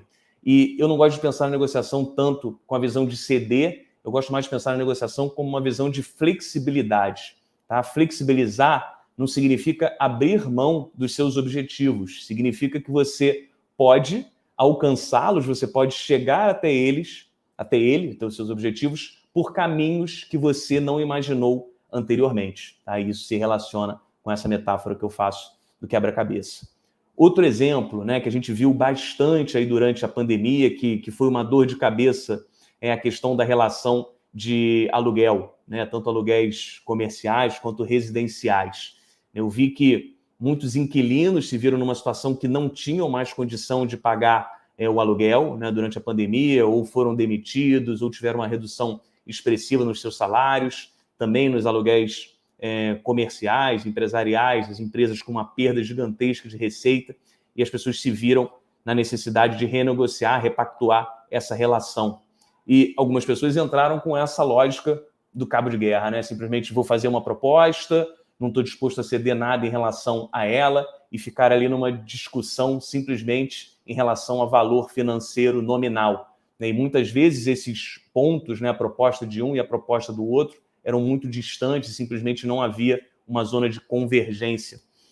E aí você pode pensar também dentro dessa relação, né? O que, por exemplo, um proprietário de imóvel valoriza? O valor nominal do aluguel, certamente, é algo que ele valoriza. Essa é a única coisa que ele valoriza? Não, com certeza não. Ela é a mais importante? Em muitos casos sim, em outros casos não. Eu conversei com vários proprietários de imóveis durante a pandemia e vários deles tinham muito medo da imprevisibilidade, né? Eles tinham medo do imóvel ficar vago por muito tempo e eles terem que arcar com o IPTU, por exemplo. Então, para eles, se eles encontrassem uma solução que gerasse um pouco mais de previsibilidade e que reduzisse o risco deles terem essa perda, de ter que tirar dinheiro do bolso para pagar o IPTU, isso seria uma solução vantajosa, né? Então, como interesses tem previsibilidade, como eu falei, tem a expectativa de uma adimplência em relação ao valor do aluguel, tem necessidade de manter esse imóvel, esses imóveis ocupados, tem o nível de cuidado que o inquilino presta, né, ali ao imóvel, tem potenciais benfeitorias que pode acontecer. Então, quando você começa a pensar de uma forma mais ampla, você vê que já tem soluções que podem envolver, sim, dar um desconto momentâneo, mas, em contrapartida, aumentar o prazo de contrato, ou talvez ceder uma carência temporária, ficar alguns poucos meses sem receber o aluguel, mas amarrar isso a uma reforma no imóvel no final do período, ou também abater uma parte desse aluguel do depósito calção, né? Com isso você atende ali a necessidade do inquilino de preservar o seu fluxo de caixa, mas também atende alguma dessas outras necessidades do proprietário. Então, quando você começa, né, em algumas relações comerciais também, eu vi casos em que houve uma composição de um aluguel fixo com um percentual sobre as vendas, né? Essas vendas estavam muito baixas no momento de pandemia, mas certamente ficaram maiores depois. Então, quando você pensa na negociação em termos de trocas de baixo custo para uma pessoa e alto benefício para outra, você começa a criar valor. Tá? O que a gente tem que pensar é que as pessoas não valorizam os itens na negociação da mesma forma. Às vezes, algo que eu valorizo, para você pode ser irrelevante, né? E da mesma forma, algo que o outro valoriza muito, para mim pode ser algo irrelevante, ou se não for irrelevante, pelo menos pode ser um sacrifício pequeno para mim. Então, ao pensar nessas trocas de baixo custo e alto benefício, eu começo a criar valor e, como eu falei, nesses cenários de incerteza, de instabilidade econômica, em que você tem a escassez e não pode desperdiçar valor, essa, para mim, é uma das maiores habilidades, né? Essa visão da negociação é muito importante. E eu considero que o advogado tem um papel importante também ao assessorar o seu cliente. Então, para mim, o papel do advogado, nesses casos, é ajudar o cliente a fazer as perguntas corretas. Então, em vez de ele simplesmente abordar o cliente com essa pergunta de qual seria o mínimo que o outro aceitaria, né, e qual será o valor de uma primeira proposta que a gente vai enviar, pode ser o de mudar essa mentalidade para de uma criação de valor. Será que existe alguma forma da outra pessoa criar valor para você? E será que existe alguma forma de você criar valor para essa outra pessoa? Isso pode ser a chave para você resolver impasses. Eu digo que para muitas pessoas que enxergam a negociação dessa forma adversarial, a principal habilidade para o negociador deve ser resiliente, às vezes agressivo e resiliente. E para mim é melhor um negociador ser criativo do que resiliente. E nesses momentos de incerteza, certamente essa habilidade, essa criatividade contribui muito mais para a negociação. Um último ponto que eu queria colocar é que é importante a gente reconhecer que nesses momentos de crise, as emoções elas têm um efeito forte sobre nós, né? Então, nesses momentos de crise surge frustração, ansiedade, estresse, por exemplo, que vem da incerteza e desse sentimento de falta de controle, de imprevisibilidade. E pensar que essas emoções nos afetam de diversas maneiras. Então, pessoas sob estresse, elas despendem pouco tempo da negociação buscando soluções criativas, por exemplo, ou elas tendem a abandonar a negociação precocemente, já indo para uma solução de litígio. A raiva, por exemplo, é uma emoção que acaba estreitando a visão, né? Pessoas que estão ali sob efeitos da raiva, elas acabam ficando cegas, né? Elas esquecem dos seus objetivos, elas entram com um objetivo, mas quando a raiva entra em cena, elas mudam esse objetivo e passam a querer só dar uma lição no outro, passam a querer causar dano ao outro, né? Pessoas com raiva, elas acabam tomando decisões mais arriscadas, sem medir as consequências, tendem a culpar os outros, né, e desconsiderar os efeitos da situação. Por que é importante entender esses efeitos das emoções, né? Se eu sei que eu estou vivendo um momento de dificuldade, o meu negócio está sofrendo, é uma situação muito importante, de vida ou morte para mim, eu sei que as emoções estarão presentes quando eu estiver na negociação. E se eu já conseguir prever isso, eu posso, já assumir um compromisso comigo mesmo ou com o meu representante de que eu não devo tomar decisões relevantes no calor do momento, que seria importante eu pedir um tempo para analisar a questão que está sendo discutida, ou também eu posso entender que é melhor eu usar um parceiro ou até uma terceira pessoa, como um advogado, para negociar no meu nome, porque essa pessoa que está mais distanciada das emoções, ela vai conseguir me representar de uma forma melhor. Então, resumindo, eu acredito que nos momentos de incerteza e dificuldades, como eu falei, as habilidades de negociação, elas não só são necessárias, mas são essenciais, porque não é possível desperdiçar valor e é muito importante mudar essa mentalidade para tentar criar valor para todos os envolvidos na negociação. A gente agradece demais ao Breno pela palestra. O Breno tem essa capacidade incrível de trazer um conteúdo que é muito profundo de uma forma que a gente consegue ver na prática como trabalhar esse conteúdo. E é muito interessante, né, Bruno, porque a gente está aqui, mas a gente está sempre conectado. E durante a fala do Breno, eu recebi uma mensagem da Sinara Batista, ela falava o seguinte: gente, o Breno é fantástico.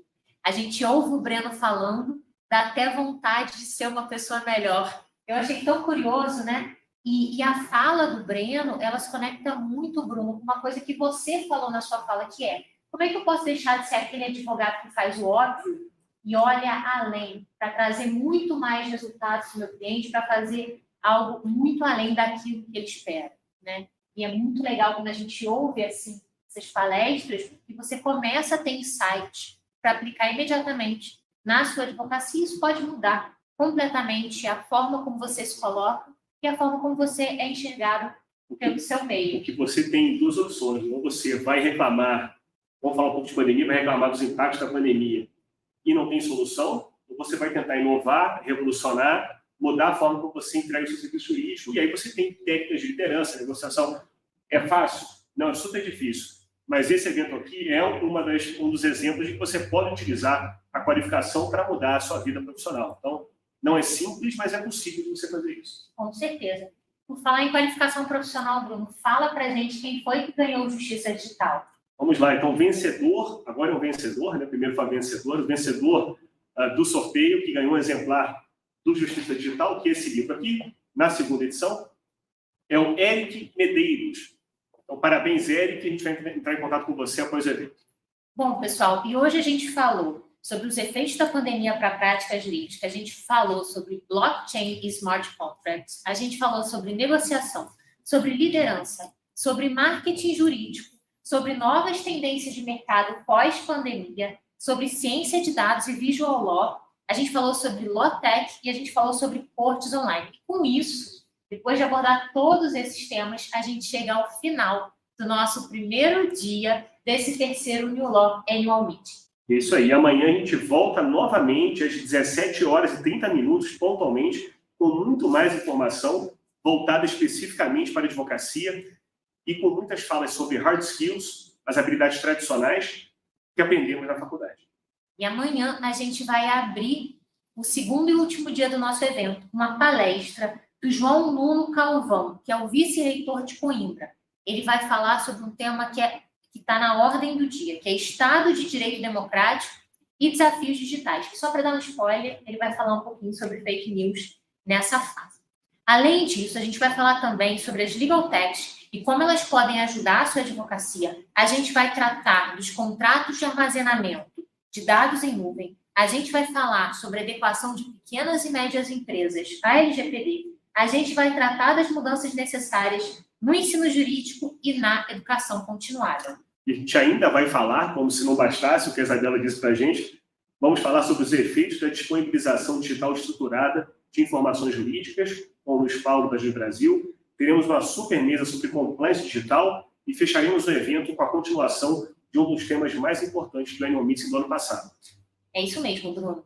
E no ano passado, a gente recebeu a Toni Egerfein, que é reitora associada da Fordham School of Law, e ela deu uma palestra importantíssima que fez muito sucesso sobre a construção da persona profissional do advogado, um assunto que a gente não costuma aprender, que a gente não costuma abordar nessa nossa caminhada. E esse ano, ela vai retomar esse assunto e vai adequar o assunto a um tema que também está aí na ordem do dia, que tem tudo a ver com o New Law. Ela vai falar sobre tecnologia, inovação e como as duas coisas têm relação com a sua persona profissional. Um tema que é fundamental para o profissional do direito, esteja ele em que fase de carreira estiver. Bom, pessoal, com isso a gente caminha para o final do nosso evento. Queria agradecer a participação de vocês que estão aí do outro lado da tela. Agradecer também a presença de todos vocês que estão conosco aqui nessa sala. Muito obrigado pela presença. Agradecer também a todo o nosso time, né, a nossa sócia Caroline, que está aqui na nossa frente, mas que não está aparecendo na tela. Agradecer a Dulce também, ajudando muito com o marketing. Alexandre Sinara também, que entram no nosso time também hoje. E avise aos seus amigos também. As inscrições continuam abertas também no site, né, www.linkley.com.br/newlaw. Você pode continuar se inscrevendo para ganhar o seu certificado, porque do contrário a gente não consegue fazer essa emissão do certificado, que é tão importante para a qualificação, né, de todo mundo. E teremos também novos sorteios amanhã também. Então, participem ativamente e nos vemos amanhã. Muito obrigado. Foi ótimo ter vocês com a gente. Um abraço e até amanhã. Obrigado. Obrigada. Direito, um dos pilares elementares da sociedade.